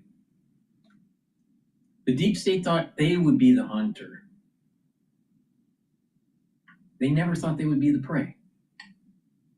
And it's about time. It's about time to hold these people accountable. And I'm willing to bet that if Pam Bondi holds to her position on this and continues on with the investigation, that there are many deep staters that actually broke the law to overthrow the elections, multiple elections, not just 2016. The invasion of Portland, that's not an accident. They're just, the things that are going on here are more than one or two deviations from the norm. These are really 180 degrees from the norm, and people need to wake up. Ty, given you were in the Trump administration and the difference between then and now, what do you think it is? Do you think that Donald Trump learned how to harness his power in a way that he was not aware of, or at least had the guardrails in place in the first administration to keep him from doing so? So I think there are two things. One, he was guardrails. Well, wait a minute here. Oh, so what she really means is deep staters within the organization to slow walk his policies. See, the guardrail is the Constitution. If he does anything against the Constitution, then the legal courts will say you can't do that, and then he'll have to stop, which has happened, not always, but has happened during his administration. And if he does something so egregious, Congress can impeach him. That is the guardrail. It's improper to have guardrails by individuals that were not elected, that are part of the administrative state, slow walking a president's agenda. So let's define what guardrail means. If he does anything egregious, he could get impeached. And we still have our judicial system. He didn't go against the judicial system.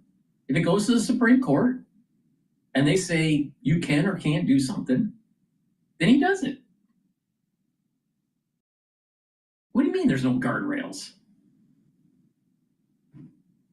Oh, the deep staters. If you throw out the deep staters, if you hunt down the deep staters, if you stop the slow walking of his policies, and you have to remember his policies, as long as they're within the constitutional rights, are of the will of the people. This is what the will of the people want.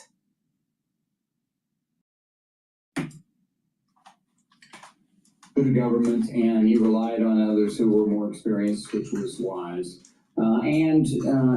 His coterie of sycophants, had 4 years to sort of plan this. The Russ Voigts and the Stephen Millers and the Steve Bannons, all got together and concocted Project 25 and other authoritarian wish lists, and they're executing effectively without sufficient resistance, I think. Secondly, as you highlight, there were guardrails. You had people like General Mattis, Nikki Haley, real public servants, people who were smart, strong, and not afraid to tell the president that he was wrong. You had General Kelly, whose service to the country, I think, is becoming clearer and clearer as we see what's happening now, because he was able to restrain Trump for a couple of years against his worst instincts, and it took a big toll on General Kelly, sadly, but he performed heroically in that role. At the end of the day, we are fighting for hundreds of civilians. Just focus on performance.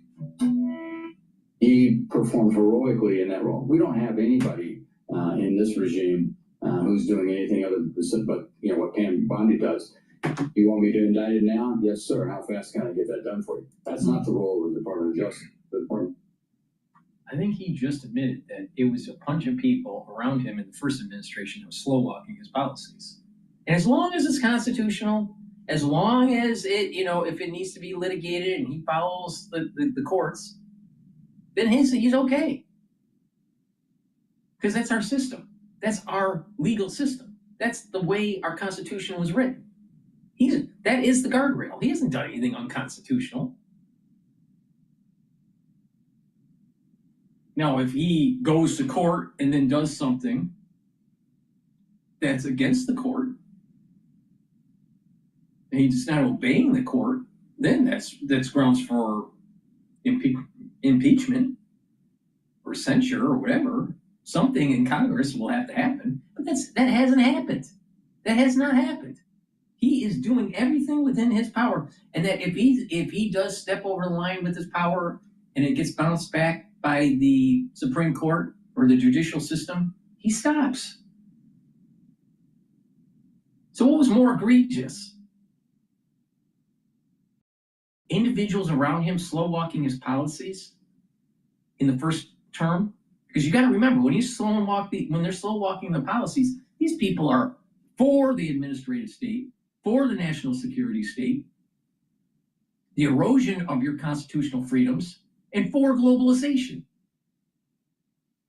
That's what they represented. And he's now trying to unravel that.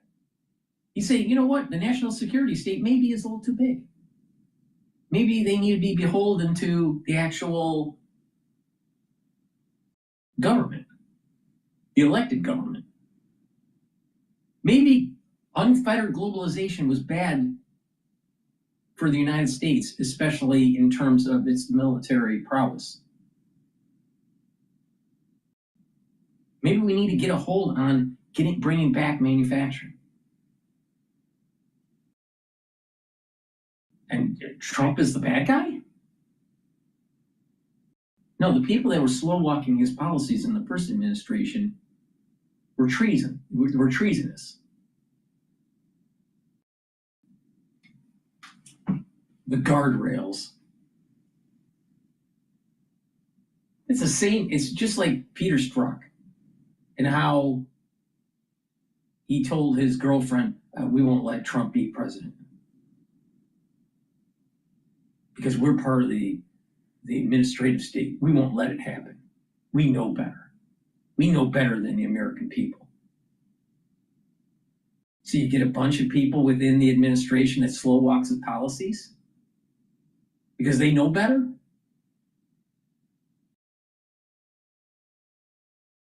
That's a deep government that's not elected. Overriding what the will of the people want. If the will of the people want to end globalization, and it's in the context of what is legal within our Constitution, then it should be done. Not have a bunch of administrative slow walkers preventing it from happening. And that's what Trump is dealing with. And it's not Trump. It's not just Trump. Many other presidents of the modern age have been saying that this is a problem. Eisenhower was talking about how it was becoming more and more difficult for the president to actually do anything. Obama, even though I didn't like his presidency, Obama was mentioning it in his memoirs. Bush was mentioning it in his memoirs. I haven't read Clinton's memoirs yet, Bill Clinton's memoirs. So the point here is you have presidents going all the way into the Cold War saying that there is an administrative state that prevents them or tries to slow walk their policies. And their policies are in tune with the will of the people, the ones that elected Congress, the Senate, and the president. So what happens when these two groups aren't meeting in the middle?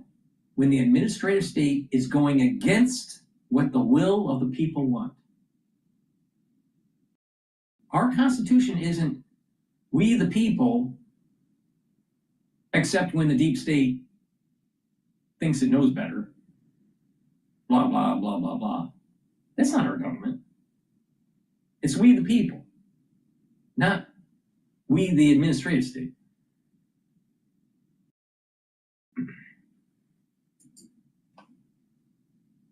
It's supposed to be independent. It's just, when I think about what's to come, what's most scary for you, Ty? I mean, do you envision the fact that Donald Trump is putting troops, federal troops, into different cities? Is part of the reason behind that not only to show power where those are, but to maybe maintain them there beyond whatever the state? It's all speculative what she's saying, but the bottom line is this: there's two reasons why they're in these environments. The crime is too high, and ICE agents are being prevented from doing their job in getting rid of the illegal aliens.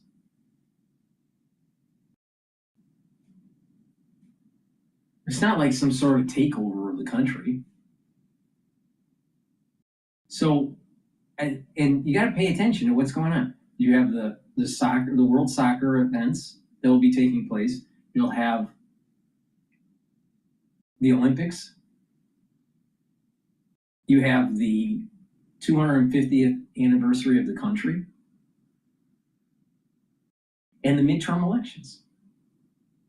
So you're going to have people that hate Trump, hate Republicans, hate democracy, hate capitalism, trying to create havoc. He's trying to clamp it down before it gains momentum, because he's trying to prevent a Black Lives Matter type event that took place in recent history.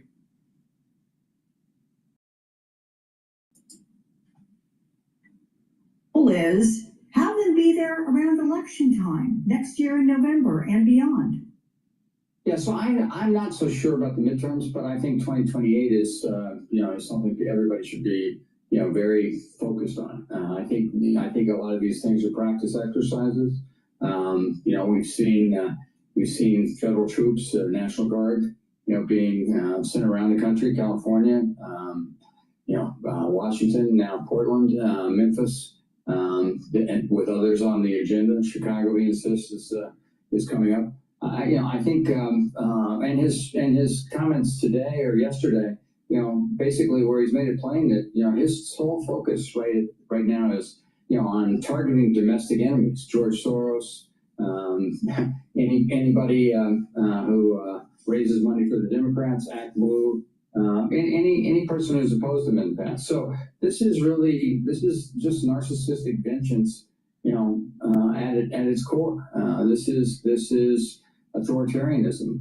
This is what has historically distinguished us from, the Allende's Chile, Stalin's Russia, Hitler's Germany, the Khmer Rouge's Cambodia.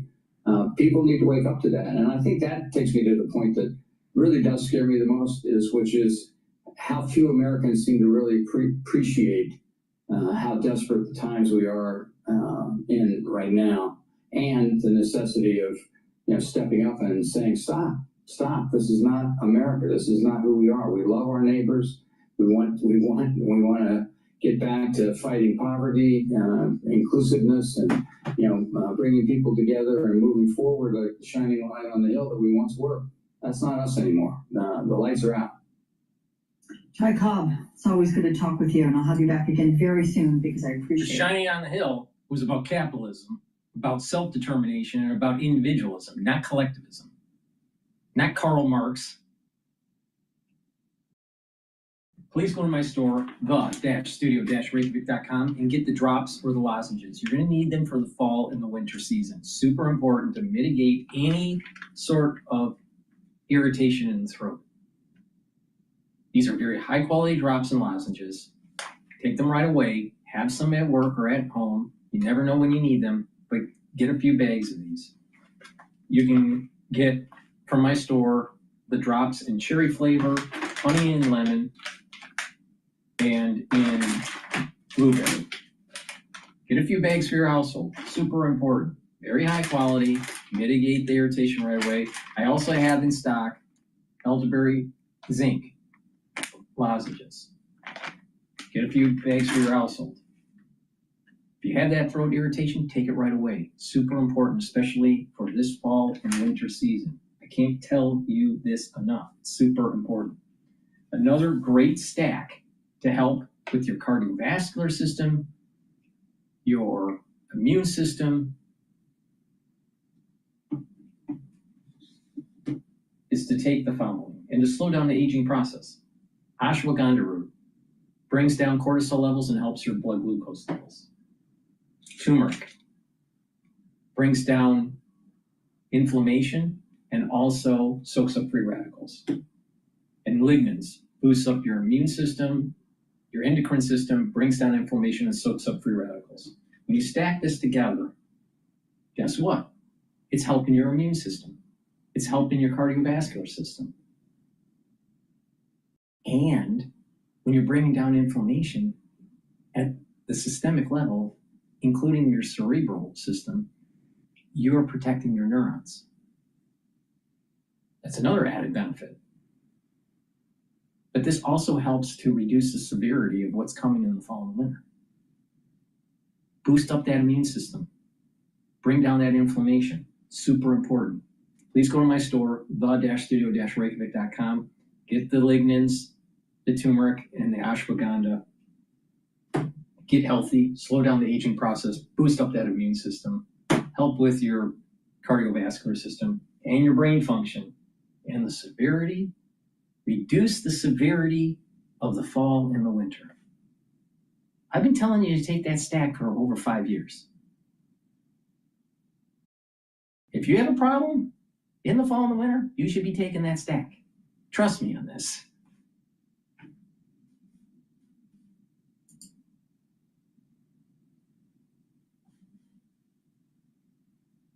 All righty, let's listen into Bloomberg. And President Trump threatening a 100% tariff on movies made outside the U.S. Checking Netflix, it's about flat right now. For on-demand news 24 hours a day, subscribe to Bloomberg News Now wherever you get your podcasts. I'm Alexis Christophorous. That's your Bloomberg Business Flash.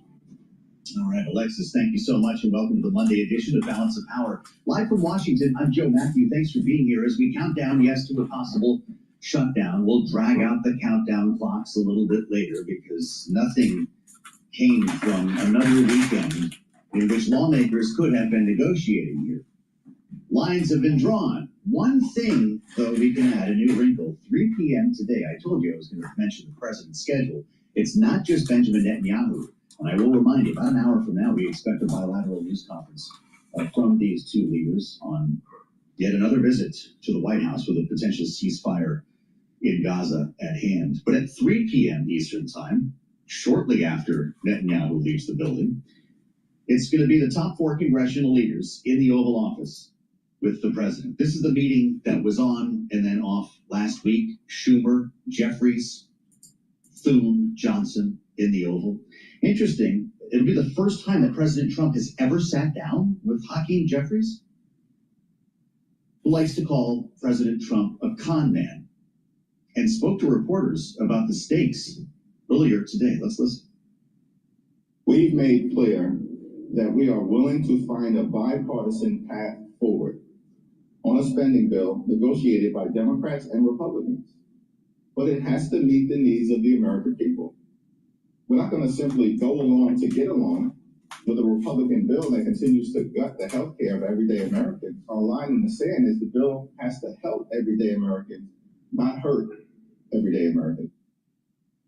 This is on the eve of the shutdown, which is why everyone seems to think that, well, some sort of shutdown is inevitable, even if it's a couple of days.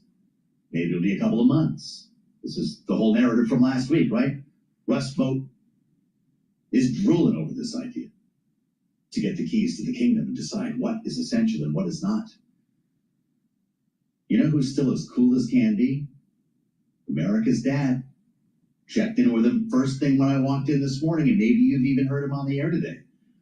40% the odds, run by our good friend Nathan Dean, senior policy analyst at Bloomberg Intelligence. And yes, we pulled him back into the studio because it's Monday. That means his podcast is dropping on this RSS feed today. Nathan Dean, it's good to see you.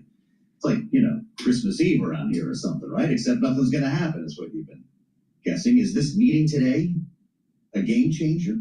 So I don't think the meeting today is all that important unless President Trump comes out and signals some support for these extension of healthcare subsidies. That's about it. I think the Republicans don't want President Trump to talk about it. I think President Trump is somewhat open to the idea, but if they can keep him on message and say, let's not talk about it, then I think we go into tomorrow with the headline saying the shutdown's coming. Now, the reason why I was at 40%, and the joke was I'm 40% but probably wrong, is because I do think there's a chance here for another 1 or 2 week CR to keep the negotiations going. Because these shutdowns, if you will, they don't happen until the moments before the deadline, when parties come back and say, look, are we going to shut the government down? Are we going to accept the blame? And are we willing to have this work out politically advantageous to us? And I don't see that happening just yet.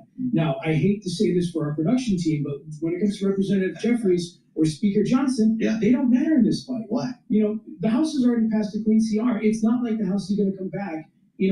Representative Jeffries, it's not like the Democrats in the House are ever going to be supporting you. Tomorrow morning, when folks wake up, just have to pay attention to Senator Thune and Senator Schumer. If they make a change, though, if they make a change, these guys do matter. Are you suggesting that clean CR gets another run, another vote, and they find a way to pass it? Well, the Republicans were talking about that just now in the conference. I was watching some of the tweets coming in from our Bloomberg News reporters, and they were saying that the Republicans were looking for potentially to bring them back to town because the House Democrats are actually taking up a lot of the airwaves of the moment.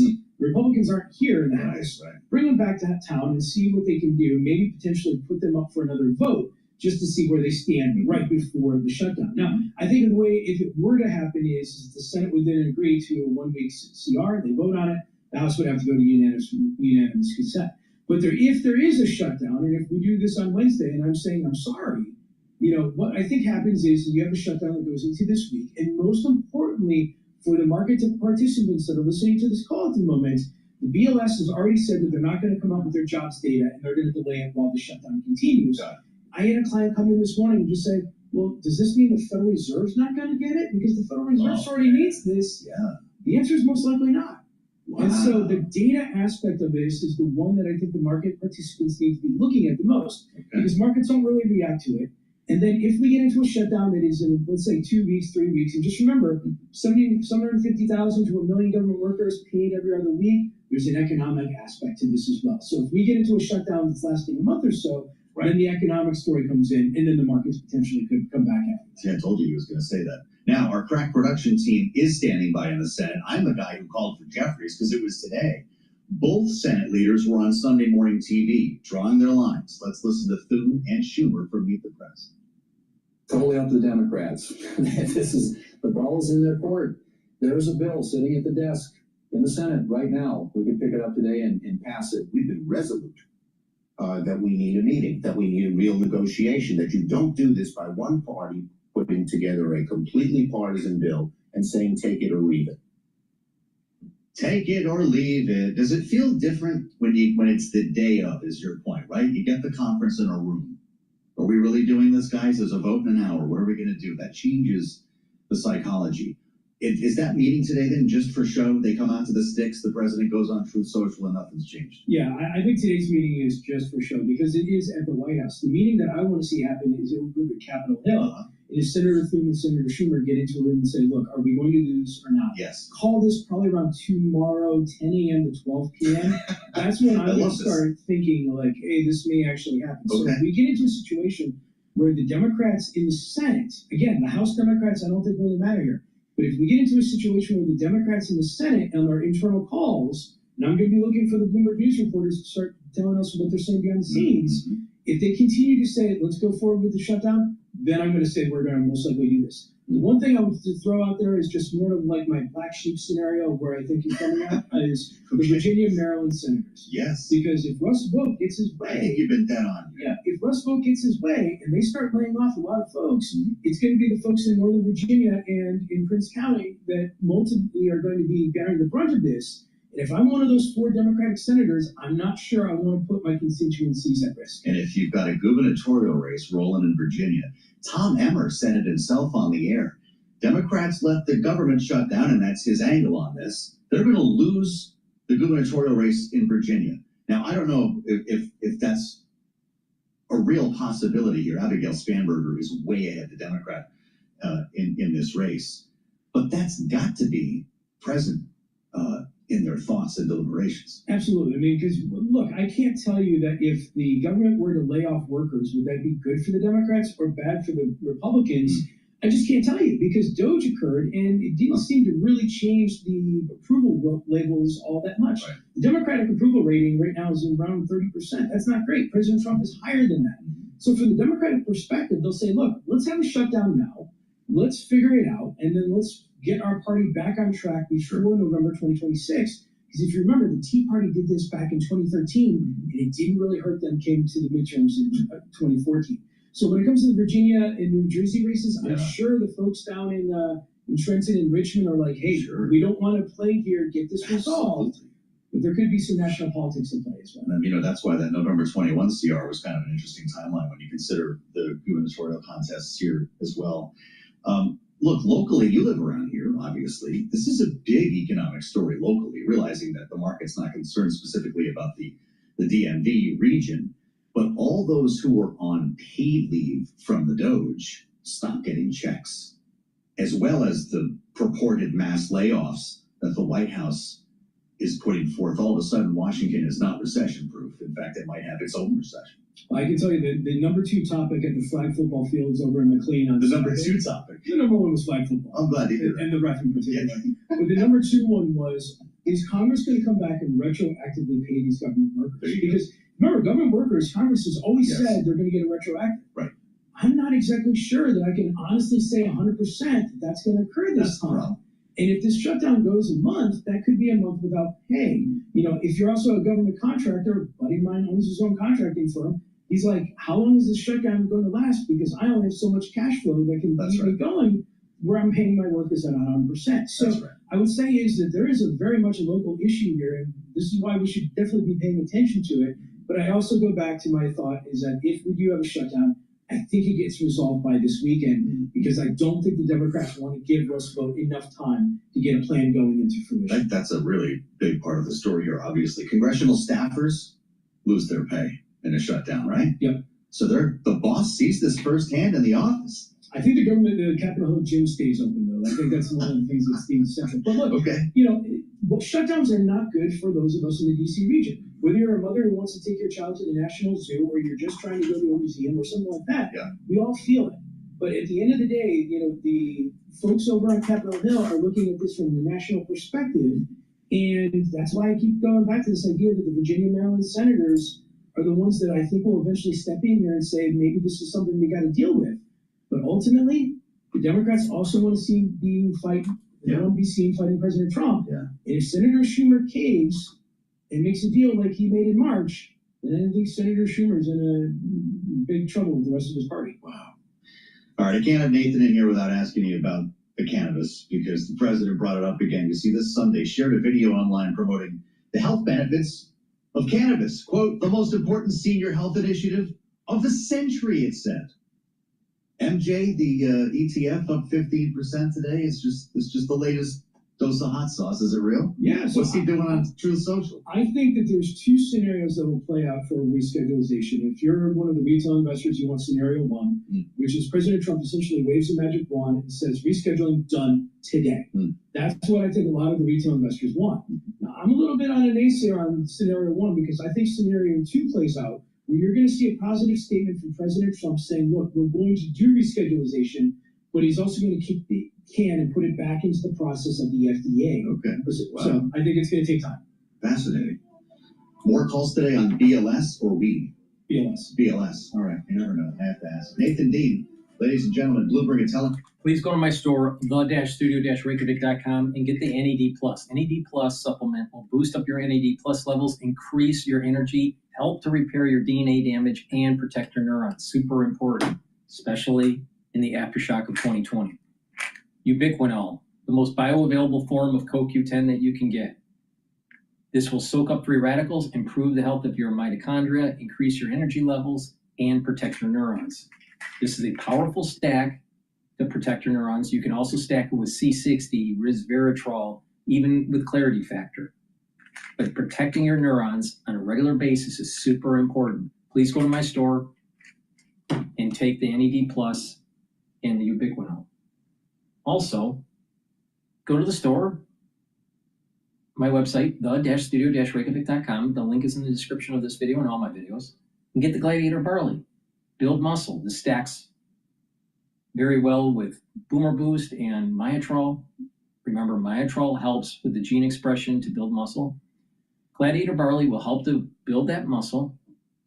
It's a high-density protein. It will help to detoxify your body, bring down inflammation, and soak up free radicals. Now, when you take Gladiator Barley and you're soaking up those free radicals and bringing down inflammation and detoxifying your body regularly, your immune system will improve, your endocrine system will improve, joint health will improve, cerebral health will improve. Because when you're bringing down inflammation at the cerebral level, you're creating a better microenvironment for your neurons.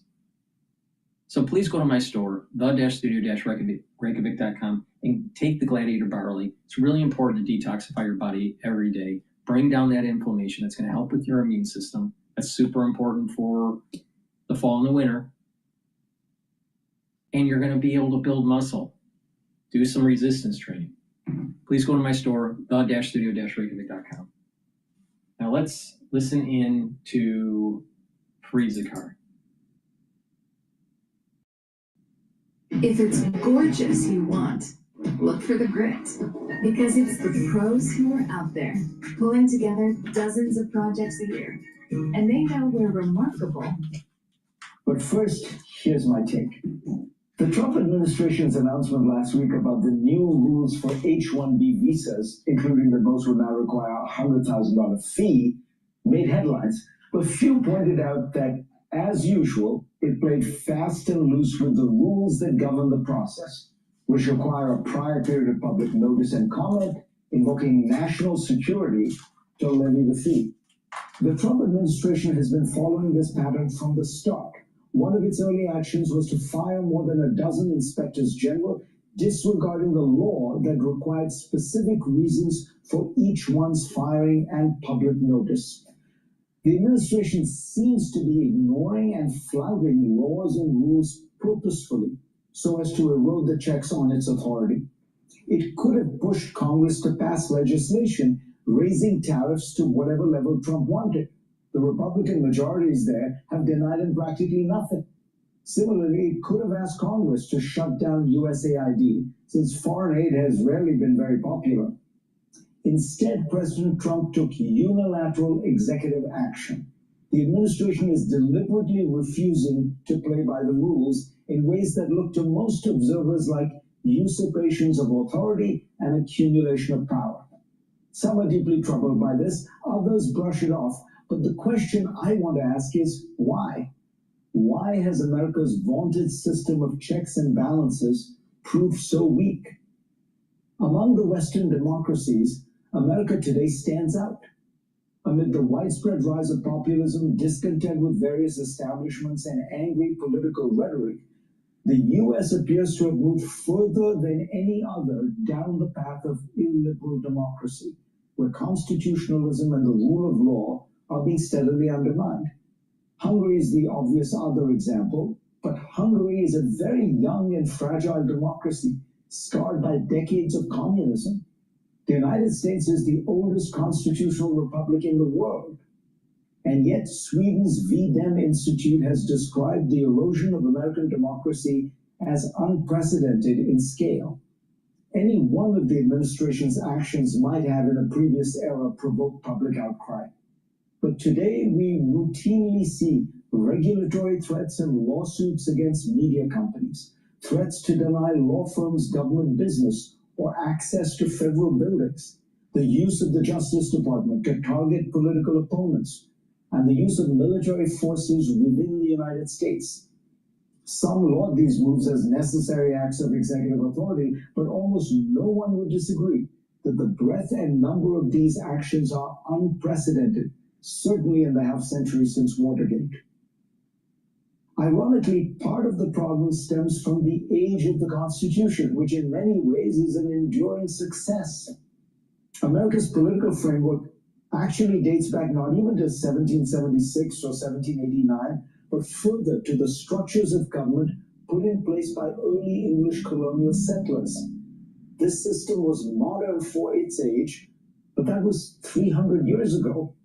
Today, to give one critical example, many Western democracies have departments of justice and electoral commissions that are independent of the elected government. In America, neither prosecutors nor elections are really insulated from politics or elected politicians. Since Watergate, certain norms have developed around the executive not interfering, but they are just norms, as the Trump administration has shown by breaking them without consequence. Similarly, other democracies have more nonpartisan ways to pick judges and fixed terms for them, unlike America's partisan mechanisms to appoint judges who then sit for life. Ironically, the world learned many of these checks and balances, such as the Supreme Court that has the ultimate power of review over laws, from America. But then they fine-tuned them as they were enacted. Stephen Levitsky, one of the foremost scholars of democratic collapse, the co-author of How Democracies Die, says that perhaps the most important reason for the institutional decay is that America has been so successful over the years that it has never seen the need to change. It's a truism in business and life that one rarely learns from success, only from failure. And America has won the Cold War, pioneered the information revolution, and continues to stand atop the world by many material measures. So we don't see the need to examine our own system, consider its flaws, and improve it. American exceptionalism has blinded us to weaknesses in our constitutional and political system, Levitsky says. Alongside this lack of introspection, Levitsky describes as crucial the failure of leadership. We have no memory of democratic collapse or authoritarian rule, he notes. In places like Poland and Brazil, generations know what it is like to have lost the rule of law and constitutional safeguards. But Republican leaders, business leaders, Supreme Court justices don't seem to think we could actually watch democracy decay and even die. This is America, they seem to think. We're different. That failure of imagination is creating a complacency that might prove deadly. Go to CNN.com/Fareed for a link to my Washington Post column this week. I urge New Yorkers to choose leaders not by what they promise, but by what they have delivered. Well, now wait a minute. Who was he talking about there? And what do we think about sitting in the stairwell for that video? If you were with us on YouTube, you see what I'm talking about. Knowing where the polls were, Eric Adams was at the bottom, even in the most recent Suffolk University poll, is trailing Curtis Sliwa. So will it make a difference? We assembled our political panel because they've had their eyes on this too. Rick Davis and Jeannie Shanzano, Bloomberg Politics contributors, are back together on this Monday. Jeannie is Democracy Visiting Fellow at Harvard's Kennedy School Ash Center. Rick is partner at Stone Court Capital and our Republican strategist. Jeannie, you know polls as well as anybody. Will this actually make a dent? If Eric Adams was at 8% here, Mr. Mamdani was at 45%, what just happened?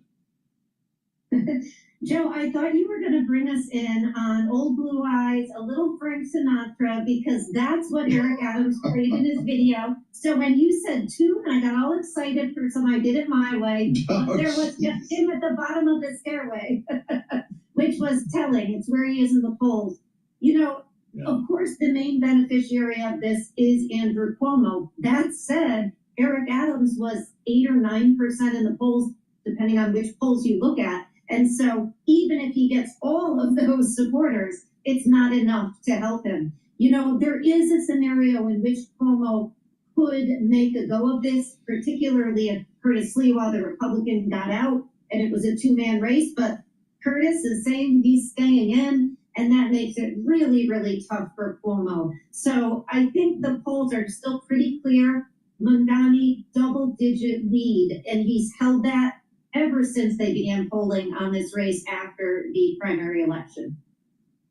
President Trump weighs in, Rick, says that Mamdani's victory would be, quote, one of the best things to ever happen to our great Republican Party, unquote. He's threatening as well to withhold federal funds from New York City if Mr. Mamdani is the next mayor. Is he right about one of the best things to happen to the Republican Party? Because this could be quite the foil for Donald Trump the next couple of years.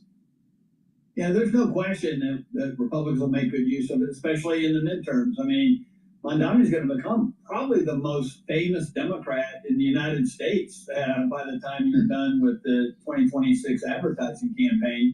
I mean, he will appear in legislative districts all over the country, you know, saying that this is the new Democratic Party, socialist. So prepare for that. And I think, as Jeannie said, this goose is pretty well cooked. Nothing else of any real substance is going to happen in this election. It's going to change the outcome. And fire the advance man. I mean, I've never seen a worse announcement from the bottom of the stairs. I mean, like so many symbols that are bad. How true. Rick, you work at Stone Court Capital. You're in the private equity business. What is Wall Street? What does business in New York think of this prospect? Are they with Donald Trump? Do they see a communist coming down the road? You know, there's a lot of spending going on in the business news channels in New York right now, and I think there's a determination now that we've got to find common cause with this guy before he wrecks the conditions of which exist. You know, that makes a lot of money in New York, and so yeah, I think the business community is very, very frightened at this point. They never saw this one coming. Everybody had this sort of arrogance that. No way would the great city of New York, greatest commercial city in the world, elect a socialist to be the mayor of the city. So I think both on a business level and on a personal level, people are worried about the neighborhoods and safety and the cleanliness. You know, New York is first and foremost a neighborhood. Many of them, but it's how people live in the city and prosper in the businesses that surround them. Jeannie, I'm curious to hear what's on your mind, if this in fact is a done deal and what might come from Mamdani's proposals in New York, of course, not all of which he will be able to enact, but also the fact that we talked about this before President Trump began asking people to drop out of this race. Everybody's name's still on the ballot. How much confusion will there be? That's right. You know, we've got all of these people. It's too late to remove their names, even though he's suspending his campaign. You New Yorkers, I think, are wise enough to know that they'll get the message that he's no longer running. But it does create a wrinkle in the system. But I do think there is a small chance that Cuomo could resurrect his campaign. So you're looking at things like Do the police unions that were supporting Adams, do they endorse Cuomo? That said, look at something else. Hakeem Jeffries, you know, obviously the leading Democrat in the House, he has yet to endorse Mamdani. Similarly, Chuck Schumer. And Hakeem Jeffries got a lot of criticism over the weekend from Democrats because he thanked Adams for his service, and still neither one of them has endorsed Mamdani. So I think you are, to Rick's point, really talking about a huge challenge for moderate, middle-of-the-road Democrats who are very, very worried about what Mamdani has said he is going to try to do. And of course, he does have the endorsement of the governor, which gives him a leg up because she's facing a tough re-election. In that 6 months, if he's elected, he's going to need her. She's going to need him more. And he may get more from Albany than we would think he would if she wasn't facing such a tough re-election bid. So a lot of politics for Democrats at play here that are going to give Mamdani potentially a leg up if he's elected. Well, you know, we're standing by, as I've mentioned a couple of times here, for a news conference at the White House. In fact, we just got our first view of the state dining room where President Trump and Benjamin Netanyahu are going to be holding forth with reporters. There you see it on YouTube right now. They're just getting the room together and getting things prepped, the flags, the podiums in place. Rick, one of the concerns that some conservatives and even some progressives have in New York is over Zohran Mamdani's perceived relationship with the Jewish community based on his remarks in the past. He's tried to get around that, but I wonder to what extent that will play out in the voting results here. Yeah, I think that he's got a really troubled relationship with the Jewish community in New York. I've heard references made to him that would be included in the listings of anti-Semitic remarks. I don't know offhand, but like that is a appearance that exists there. There's no question about it. And what is interesting to me is, having watched the campaign more intensely in the last couple months, is he doesn't seem to be really working that hard to fix that problem. No high-profile endorsements from Jewish community leaders, and so I do think that adds some of the tension to certainly that community that lives inside the city. So I think too it plays into the Trump narrative, is to sort of how out of the mainstream this individual is, Mamdani, and as you know, Donald Trump has made a cause fighting anti-Semitic behavior on college campuses and elsewhere. And regardless of the motivations, he now owns that and certainly will make good use of it in a Mamdani administration. With all of this said, Jeannie, and considering what Rick is suggesting about the business community's view of the Mamdani candidacy here, do you believe turnout in New York will reflect what we're seeing in the polls? It might. I think one thing to keep in mind is the primary, we use ranked choice voting, and we do not use that in the general election. I don't think that's going to change what we're seeing in the polls dramatically, but it is something to keep in mind. And of course, in a primary, you're talking very low turnout. It will be bigger and it will be more energized in the general, but still not as robust as it should be. So that can always have an impact.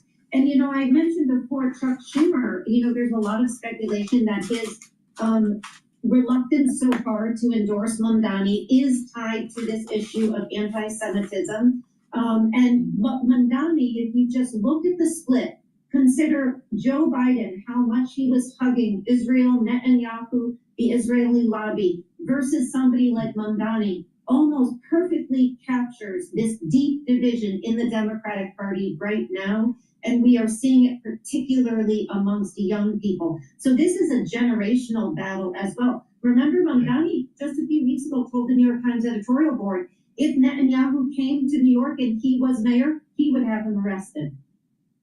Well, look, that's why I ask, and I don't know your thoughts, Rick, on this split in the Democratic Party. Are all of those young people going to turn out to vote, or will it be more complicated than that? Well, they certainly did during the primary. I mean, in the neighborhoods that were younger, we saw polling data that said he was 14 points above any other Democrat in the race in the youth vote, and not offset by a substantial vote in older neighborhoods. He referenced it, but New York City voters are not very good at turning out. I mean, an average turnout these days is below 25%. I mean, it's probably one of the nation's lowest voter turnouts in one of the greatest cities in the world. And so you really have to scratch your head and say, if there's a strategy here, it's to turn out people who don't normally vote. Now, it's a hard thing to do. I've been posed with having to try that myself when the electorate is normally turning out as opposed to you. But that has got to be Cuomo's strategy, is to go out there and say, there are 75% of the people registered and eligible to vote on election day who don't turn out. I need my share of those guys. I'm going to go get them. Wow. Fascinating conversation. What a great deep dive with our signature panel on the mayoral race in New York. Rick Davis and Jeannie Shanzano. I guess, Jeannie, I should only apologize to my mother because I didn't bring her picture with me. But with apologies to Eric Adams, we'll leave you with a little bit of Frank here in hour one of Balance of Power. Many thanks to our panel, Rick Davis and Jeannie Shanzano. Yes. Please go to my store, the-studio-reykjavik.com, and get the Boomer Boost. Boomer Boost has 68 nutrients. It's going to target multiple systems: brain function, heart, the vascular system, the musculature, energy levels, and rev up your metabolism. Long term, you're going to notice that your body is slowing down its aging process. And when you are taking this very comprehensive compound profile of 68 nutrients, you're going to be improving your immune system, your endocrine system. So please go to my store, the-studio-reykjavik.com, and get the Boomer Boost. This stacks well with the Gladiator barley or the heirloom barley. Now, this is one of the pillars of this protocol that I have. The foundation of the protocol, the multivitamin and the probiotics. The first pillar, Max 35 or cleanse to boost up the immune system. C60, soak up those free radicals. The third pillar, turmeric, ashwagandha, and lignans to boost up your immune system and help with your cardiovascular system. And when you're bringing down inflammation, you're also helping with your brain function. And Boomer Boost to rev up that metabolism and increase your energy levels. You will start feeling the effects of this within 72 hours. You're going to have more vitality and you're going to be more energetic. And if you stick to this and take this regularly, this is a month's supply, you do this throughout the year, you're going to notice that you are slowing down the aging process and you're healthier. So please go to my store, control your A1C levels, get healthy, improve your immune system. There's very powerful stuff here. Get the Boomer Boost, take it every day. Another great stack that I have is the D3, K2, and the nattokinase. Let's start with the nattokinase. Nattokinase is fibrinolytic. It's going to break up clots, and it also helps with your lipid profile. You should be taking this every day to improve your cardiovascular health, but also take this during the fall and the winter. Super important. Vitamin D3 helps with gene expression. It's a gene expression cofactor. It also helps cells to go into apoptosis if they're infected. It's very important to take during the fall and the winter. And vitamin D3 helps you to absorb calcium. So it's going to help with your bone structure. And it helps to pull some of that calcium deposits around plaque and reduce further calcium depositing. Super important. Stack it with vitamin K2. Vitamin K2 helps with absorbing calcium. If you stack it with the D3 and you do resistance training, you're getting denser bone, and you're helping with your cardiovascular system by not having further calcium depositing around plaque. If you take these, the D3 and the K2 together during the fall and the winter season, you're reducing the severity of what's coming. Super important. Please go to my store, the-studio-reykjavik.com. Use discount 5, you get $5 off any order. If you spend $100 or more, you get a free gift until supplies last. All right, let's see here.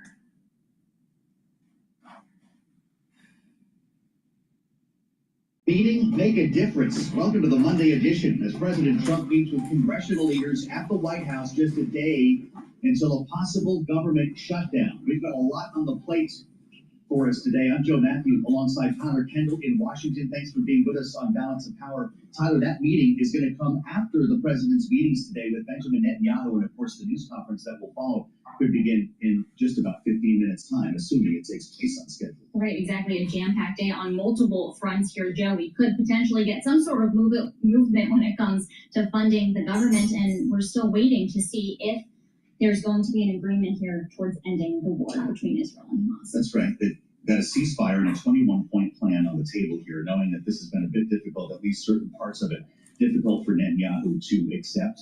The fact that they're facing reporters might give us a sense, though, of at least their hope to have a productive day here, Tyler. They've been behind closed doors now for about 2 hours. Right, and we saw when President Trump greeted the Israeli Prime Minister today in front of the West Wing. He was asked about how these talks were going. He said he was, quote, very confident that there would be a peace deal.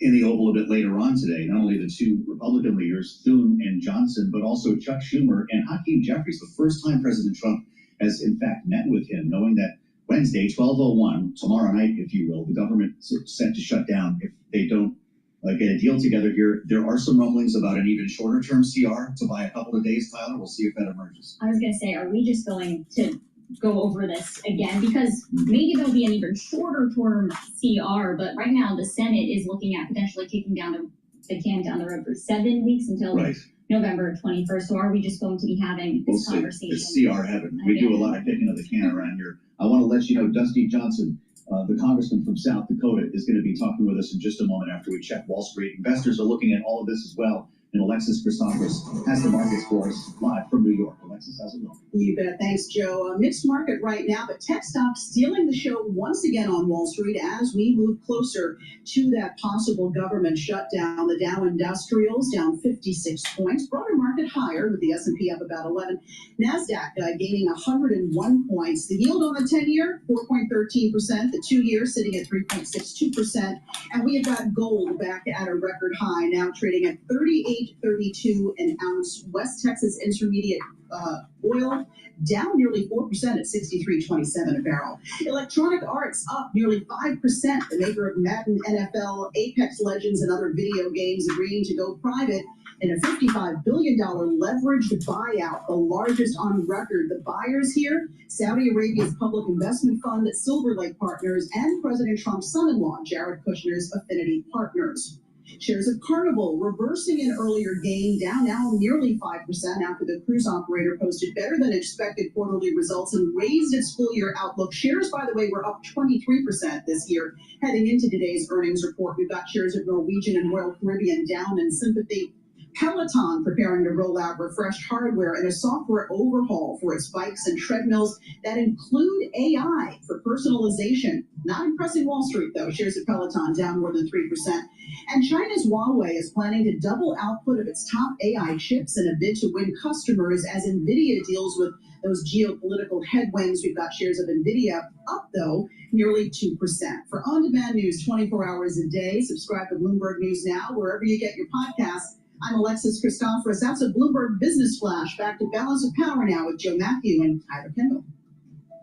All right, Alexis, thank you so much. Live from New York, Alexis Christophorous will have more on the markets, assuming our news conference doesn't begin before then. Just about 15 minutes from now, we'll check back on the Monday trade. I'm Joe Matthew, indeed, alongside Tyler Kendall for the balance of this week here on Balance of Power. And Tyler, it's great to have you standing with us here as we cover some pretty heady stuff today. We're 2 days out, less than actually a day and change from a potential government shutdown. We're going to be talking about that in just a second with Dusty Johnson. We've also got our eyes on geopolitics as President Trump meets with Benjamin Netanyahu. They are going to emerge at some point here this hour in a live news conference that will bring you live here on Bloomberg. Right, a lot of different angles that we're watching for here, and particularly when it comes to the shutdown and the clock that is ticking tomorrow. We know that Republicans ultimately need at least 7 Democrats to get on board. Republicans, 53 votes, they need to get over to 60 in order to reach any sort of deal. So the question becomes, are they able to get that many to come over? Can they strike this deal before we ultimately careen to a shutdown? Let's ask that question of someone who knows more than we do about this current moment in time. Dusty Johnson, the Republican from South Dakota, is with us now live on Bloomberg TV and radio. And Congressman, it's great to have you back. Our viewers and listeners should know that you were pivotal in the background in getting the president's big, beautiful bill across the finish line. You've been through a lot of these shutdown scenarios before, and I'm wondering what your gut tells you now. Does this meeting lead to something today? Is there an 11th hour save, or should we prepare for the lights to go out? It would be wonderful if the big boys and the big girls in Washington, if we could get our act together and avoid the shutdown, but it really doesn't look like that's going to happen. It feels to me like we've got an 85% chance of going into shutdown. We have passed a bipartisan short-term funding deal out of the House on a bipartisan basis. Chuck Schumer does not seem interested in accepting that deal, and I think he seems pretty committed to a shutdown. I think that's where we're headed. Congressman, do you see any sort of compromise that could emerge, in particular when it comes to extending the Obamacare premium subsidies that are set to expire? It seems like there might be some wiggle room on that provision, at least, whether that happens now or down the road if this short-term stopgap measure gets through. What has sometimes been said is that nothing is as eternal as a government program. This is a little bit of proof of that. Here we've got some special assistance on healthcare, some subsidies that were put into place during the pandemic. And here we are having a hard time getting rid of them. Listen, let's say that reasonable people can disagree about whether or not working class Americans should have these additional enhanced tax credits. Most of the benefits go to insurance companies. But let's just set that aside and say reasonable people can disagree about that. What we should be debating is whether or not we're going to spend $1.5 trillion of new spending as a part of a 6-week short-term stopgap funding deal. This is really unprecedented that the Democrats are saying that no, rather than negotiate on the healthcare stuff while the government is open, we prefer to negotiate while the government is shuttered. It seems like they're taking the American people hostage, and I just don't see how Republicans can go along with that. Would you vote yes on a CR that had an extension of the Obamacare subsidies, or is that a deal breaker for you, Congressman? Because I know that you also have a piece of legislation that would deal with this on a much shorter term level and in fact prevent the government, if I read it right, from ever shutting down.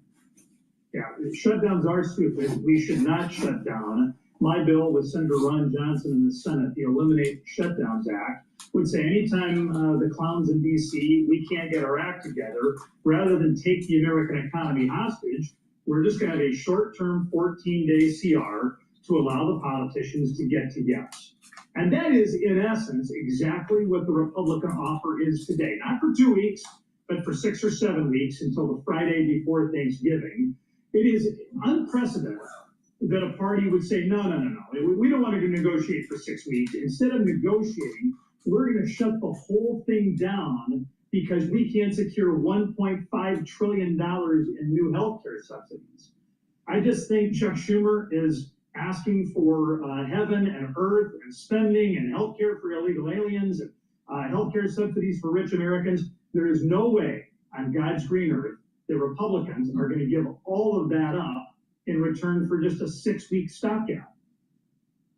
Well, Congressman, what's also raised the stakes of these negotiations, perhaps, is that we know that there's been this OMB memo threatening permanent layoffs if the government does shut down. Do you think that's the right strategy here by Republicans to potentially use a shutdown period to slash the federal workforce? In general, the party that loses the shutdown loses it because they don't seem reasonable. So right now, today, it's pretty clear to me that the Republican ask is very basic. It's not a Republican win or a Democrat win. It's just, hey, let's keep the government open for 6 weeks while we negotiate. That is eminently reasonable, which means that I think that the current environment means that Democrats probably are going to be in some trouble. Now, I understand what the administration's trying to do, and Lord knows there's plenty of waste, fraud, and abuse to cut. So if they use that scalpel in a way that seems targeted and appropriate, I think it can help the messaging. If they go in and they do things that are a little bit more nuclear, I think that can make Republicans seem not quite so reasonable. That could shift the political landscape. So I would just say I expect the administration to do the right thing in cutting government during the shutdown. I don't think it's just a threat. I think Russ's vote is absolutely serious. I think he and President Trump are going to cut the places they think are appropriate to cut if we're in shutdown. Well, you speak of the Eliminate Shutdowns Act. As a matter of fact, we're going to have Senator Ron Johnson on with us on the late edition of Balance of Power at 5 o'clock. So we've got both chambers covered here, Congressman. Isn't this the very reason why you're out? You're going to run for governor instead of put up with more of this? No, I'm really not running away from Washington, D.C. I mean, it's been an honor of a lifetime. I do feel like I'm relevant. I get to be in a lot of rooms where we're trying to make America better. And frankly, the Republican House has done a much better job in the last 9 months than I think most people expected. So, no, I'm not running away from D.C. I'm really running toward my state that I love, and I think we've got some important things to do. I think I'm the leader to help get them done. And Congressman, I do want to pivot to another topic just quickly in our final minutes with you, and that has to do with tariffs, because we've seen a flurry of new announcements from President Trump in the past few days, and your fellow South Dakota colleague, Senate Majority Leader John Thune, did say, or suggested rather, in an interview over the weekend, that there are discussions about a potential bailout for U.S. farmers. You, of course, represent a top agriculture producing state. I'm wondering if you've had any discussions about what those potential solutions would look like. Yeah, the last time we got into a trade dispute with China, American farmers were again the tip of the spear. A lot of the harm of that trade dispute fell on farmers. So Secretary of Agriculture Sonny Perdue did put together a pretty good plan in 2 different tranches to help American producers. We're probably in a better position today to be able to finance that than we were back then. We've got hundreds of billions of dollars of tariff revenue coming in. I think most members of Congress, whether they're urban or rural, understand that spending some of that tariff revenue to try to shave down some of the most jagged edges of what the American farmer is going through probably would be helpful. China's doing everything they can to hurt the American soybean farmer. We probably need that. We absolutely should help the American soybean farmer get through this rough patch. Mm-hmm. Congressman, it's great to have you back. Congressman Dusty Johnson of South Dakota, former chair. Give them some of the tariff money. Please go to my store, the-studio-reykjavik.com, and get the C60. This is the second pillar of my core protocol. C60 will soak up free radicals. It's 1,000 times stronger than vitamin C. C60 is a 60 carbon molecule suspended in a lipid. That's why it's in an oil. You can get it in avocado oil, extra virgin olive oil, or MCT coconut oil. Take a teaspoon a day, every day, preferably on an empty stomach in the morning for best absorption. If you work out, take it before you work out, and you'll soak up the free radicals from that workout and recover quicker. This will help with your immune system, your endocrine system, your vascular system, and even your brain function.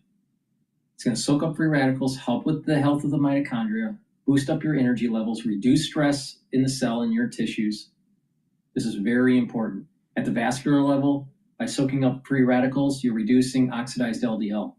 Super important, because less oxidized LDL, less plaque formation. When you have healthier mitochondria in your neurons, you'll be able to create neurotransmitters. If you have less stress in your neurons are healthier. You'll be able to build that positive neuroplasticity. You'll be able to think better. You'll have better memory. Please go to my store, take this every day, and what you're going to notice within a year, visibly see yourself getting younger. This helps the basal layer of the skin, soaks up free radicals, increases the health of the basal layer where your new skin cells are being produced. So you will visibly see a better you. your endocrine system and your immune system will perform better, and you're going to be slowing down the aging process. Within 2 months of taking this, you're going to notice that you have more vitality and more energy, and you'll weather the storms of the seasonality of things. Take C60 every day to slow down the aging process and improve your immune system. But not just that, take it during the fall and the winter. Super important, because if you come in contact with something, then you're going to be producing lots of free radicals, you're going to have lots of inflammation, and you need to take C60 to calm that down and to reduce that damage of the tissues. You'll recover quicker. So please take my advice, get the C60, take it every day to slow down the aging process and boost up that immune system. But especially take it during the fall and the winter to weather the storm that's coming. It's really important. Please go to my store, the-studio-reykjavik.com. Use discount 5 to get $5 off any order. Again, with the C60, you can get it in MCT coconut oil, avocado oil, or extra virgin olive oil. You can get it in a 2 ounce, a 4 ounce, or an 8 ounce configuration. Take a teaspoon a day. And if you spend $100 or more, you get a free gift until supplies last. Number of Hamas fighters been killed, Palestinian civilians as well, but most of the civilians of the Gaza city have actually fled under Israeli orders to displaced persons camps. And to hear the Israelis tell it, this is effectively the last push, the push which would either have seen Hamas destroyed militarily or destroyed diplomatically, if you like, by forcing it to surrender, lay down its arms, and cede power finally in the Gaza Strip. So yes, those things have been running in parallel. The Israeli argument is that as long as there's no ceasefire, fire will continue, and as long as there's no peace deal, certainly that fire will continue. However, we may see changes very, very soon, if indeed an hour from now, more or less, the US president, the Israeli prime minister announced that Hamas is on board for what would effectively be a deal ending this war and perhaps opening the situation up to a wider accommodation. Would you take their word on that, Dan? And I ask you that because we've seen now 2 American presidents roll out multi-point peace plans that they said were accepted by both sides, and we learned after the fact that that was not the case. In fact, even Benjamin Netanyahu has wavered before Trump and Joe Biden on this matter. I think yes. I think all around there is exhaustion, there is great pain, there is great trepidation about what the future holds for Palestinians. It's clearly existential. Much of the Gaza Strip has been ruined, really laid waste by this war. For Hamas, it's existential more on an institutional level. Obviously, if you're a Hamas member now in battle, you face almost certain killing or capture, but it would appear that this deal would offer amnesty, immunity to Hamas members who surrender, perhaps even safe passage out of the Gaza Strip. And that sounds like a pretty good deal if it's a choice between life and death or life and an open-ended prison term in Israel. Now, for the Israelis, there is the resources have been strained, the natural resources, on a level really not seen in decades by this war. Israel's international standing has plunged. And I think it's worth remembering the United States under this president is really the last big power backing Israel. Other powers have turned against it, including Security Council powers, which have actually recognized the Palestinian state unilaterally. And I would really reckon that if the US president is running out of patience, I think he clearly is, and is laying this down as the deal that must work, I think Israel, and perhaps not just Israel, will do everything in their power to make it work. Well, Dan, you're laying out the stakes here in great detail for us. If Israel's going to do everything in their power to make it work, is there a route here? What happens if diplomacy does collapse? Is there any sort of mechanism in place that will ensure that the negotiations and the talks will keep going? I don't think anyone is in this for continued open-ended talks. I think, as I referenced at the beginning of this interview, the nomenclature has changed. It's no longer talk of a ceasefire. A ceasefire is by definition temporary, cold-eyed, self-interested, and works on the assumption that firing will resume at the end of that ceasefire. Trump is talking about peace. He wants an end of this war, and he wants good news. And you know what? We're a few days away from the first week of October. That's traditionally where the Nobel Prize Committee announces it's the winner of the Peace Prize, the Nobel Peace Prize, I wouldn't be at all surprised if the reason there is a sense of a rush around this is that the US president and his supporters are hoping that he will be named in the coming days for that Peace Prize, the Nobel. And indeed, the Israeli Prime Minister has already nominated him for that prize. So I think for various reasons, good, perhaps less good, immediate, less immediate, really there's a great sense of urgency here. It's also the second year mark, the second anniversary, if you like, of the war beginning, just over a week away. I think everyone would like to end the war before it becomes a 2-year war. It's already Israel's longest war.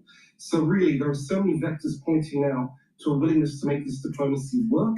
It will not be open-ended diplomacy. I think what Trump will tell everyone involved is, I'm washing my hands of you if this doesn't work, and we'll just let the forces of war sort it out, which basically means Israel continues in the Gaza Strip, crushes Hamas militarily, potentially loses those hostages still surviving, loses more soldiers, more Palestinian civilians suffering, and then effectively a bloody, unquestionable end when there's simply no one left standing.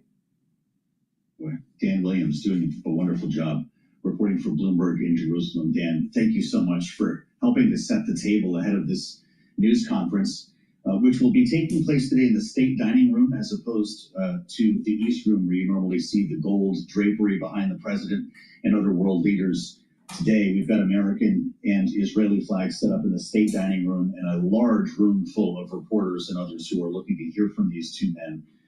As soon as they start speaking, of course, we will join them live here on Bloomberg TV and radio. It was scheduled to begin 5 minutes ago, and things tend to slide on days like these. They've been behind closed doors since a little after 11 o'clock this morning, talking about the buried issues that we just discussed with Dan. And we want to add the voice of Natasha Hall as we wait to hear from Trump and Netanyahu, non-resident senior associate at the Center for Strategic and International Studies, CSIS. Natasha has been with us for several of the throes in this conflict and back today on an important meeting with these two world leaders. Natasha, it's great to have you. The last time Benjamin Netanyahu was in front of a large public gathering here in America was when he stood before an empty room in the UN General Assembly, knowing, of course, that many Muslim and African nations and even some European nations got up and walked out on him. What was that experience like in informing the Israeli Prime Minister of what he might be stepping into today? Thank you for having me, Joe. I mean, I think that picture of Netanyahu in an empty room, which is supposed to include all of the world members, pretty much says it all. Israel is completely isolated in the world aside from President Trump in the United States. And so a lot comes down to this meeting with President Trump today, because what Netanyahu needs to show to Israelis is that they still have the backing of the United States. And if that wanes, then Israelis are in real trouble here. We are seeing more recognition of a Palestinian state, increasing support to the flotillas that are trying to get to Gaza, and really just this incredible support that's been thrown towards Palestinians and this rage about the ongoing war in Gaza. And so, I mean, I think that should have been a wake-up call. Maybe it should have been a wake-up call a long time ago for Netanyahu, but hopefully that portends something positive for these discussions this morning. Well, Natasha, how is this pressure contributing to the talks today? We know at the center is this 21-point plan floated by the U.S. We gleaned some details, including that it would include the release of all remaining hostages. 20 out of the remaining 48 are believed to still be alive. It would also include Israel gradually withdrawing troops from Gaza. From what you've seen, the reports about this plan, what is realistic for getting a deal done? I mean, I think that's the ultimate question. And you mentioned pressure at the beginning of this. And I think the big issue to date, and I've said this multiple times on this program, is that we haven't seen tangible pressure from the United States at all in the past 2 years. And that has essentially been the reason that the war has gone on. And President Macron of France has recently said as much, that it is the United States that is capable of ending this war. And so unless we see real pressure on any of these points, these 21 points that Trump and Witkoff and others have laid out, I think we're not going to see much progress. We might see progress on those first few points, namely the release of the hostages. And what is interesting with this plan is it lays out the release of all 48 hostages, alive and dead, within the first 48 hours. Now, if that happens, then Netanyahu basically gets a pass from the biggest opposition to the continuation of this war, which is the hostage families. And so, there's a lot of things that can happen with the details of the rest of the points. And Netanyahu, as he has done in the past, could potentially continue the war if any of those points are not carried through. I'm really compelled by this meeting yesterday in New York, Natasha. Steve Witkoff, Jared Kushner, and Benjamin Netanyahu. They met for several hours, reportedly, to try to get ahead of some of the stickier points today. Is Jared Kushner going to be the one who solves this if it gets done? There's a lot of cooks in the kitchen, including former UK politician Tony Blair in this. And I think that the big issue is going to be Netanyahu agreeing to some of these points regarding amnesty for Hamas fighters that agree to peace, but namely and ultimately Palestinian statehood and a Palestinian governing authority in Gaza and the West Bank. Because Netanyahu quite defiantly in that UN General Assembly speech reiterated the fact that he is not in favor of a Palestinian state. And that is ultimately the core problem with this conflict, the lack of Palestinian self-determination. So the hope, I think, for a lot of people is that we can at least get to the point where we have aid flooding into an area stricken with famine, that we can have, at least a cessation of hostilities to save lives on the ground right now. But I think the details as they roll out are going to be very, very difficult. And, I would just point out that Israeli activists have recently put down a picture in front of the US Embassy in Israel of Netanyahu with a Pinocchio nose sticking it into Trump's eyes, saying, "Don't be fooled again." And I think that pretty much says it all. I mean, Netanyahu is really a political animal. He's a survivor. And so he might agree to many, many points, but then say, but. And I think everything has to do with that but. So we could very well see a continuation of this war, but along other lines. Well, another important meeting that happened last week in New York, we know that President Trump met with leaders of Arab nations, including Egypt, Qatar, Turkey, Saudi Arabia, and Pakistan on the sidelines of the United Nations General Assembly. Natasha, how should we be looking at those countries in the region and what sort of role they play here when it comes to the future of the conflict and getting any sort of deal done? I mean, they have tried to play a larger role in setting forth some kind of peace process or plan, or redevelopment plan. And I think that the recent Israeli strike on Doha was really a red line for especially the GCC countries, the oil-rich Gulf countries in the region that are U.S. partners, because they saw this strike ultimately as a threat to their own security. And a threat to their relationship with the United States. And we saw this with this unprecedented security pact between Pakistan and Saudi Arabia recently, which was really, I think, ultimately not a warning necessarily, but showing the United States that there are other players in the world that they will have to seek alliances with if the U.S. cannot be counted on.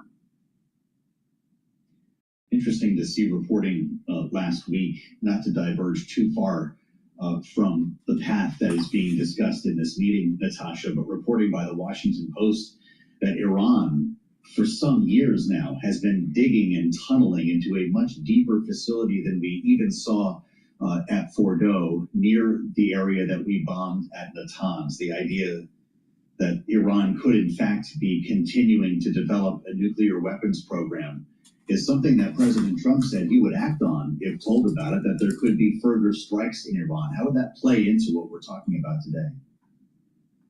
Yeah, I mean, I wouldn't doubt that Iran continues to have desire to have some kind of nuclear program here, and that the destruction that we saw earlier this year is not the end of this issue. But what's interesting, if you connect it to what's happening right now with this 21-point plan that Trump is proposing, is when I was talking to diplomats earlier about what Netanyahu might do. what we've seen in the past when there's been ceasefire deals or potential peace agreements on display, he distracts through another strike somewhere in the region. So I think that's what we could potentially see again with Netanyahu talking to Trump about the need to deal with this threat that you just mentioned about Iran digging tunnels even further in. And sticking with sort of the regional picture here, Axios had reported earlier that Netanyahu called Qatari officials to discuss the strike that we saw earlier this month in Doha against senior Hamas leadership. I'm wondering what you make of that dynamic, since we know that the Qataris have been a big force here when it comes to mediating in the peace talks. I mean, it's hard to understate how unprecedented this strike was. Qatar has been used for many, many years now as a neutral place for mediation with the Iranians, with Hamas, etc. And so I think that the fact that, the Israelis hit Doha, actually killed a Qatari as well in the process, was really enraging for the Qataris. And so that this phone call had to take place. One of those points in that 21-point plan is actually an agreement that Israel will not strike Qatar ever again. Very, very specific there, very intentional. And I think that the reason for that is the U.S. needs to show that it will ultimately protect its GCC partners and, of course, mediation and discussions that continue to happen in Qatar.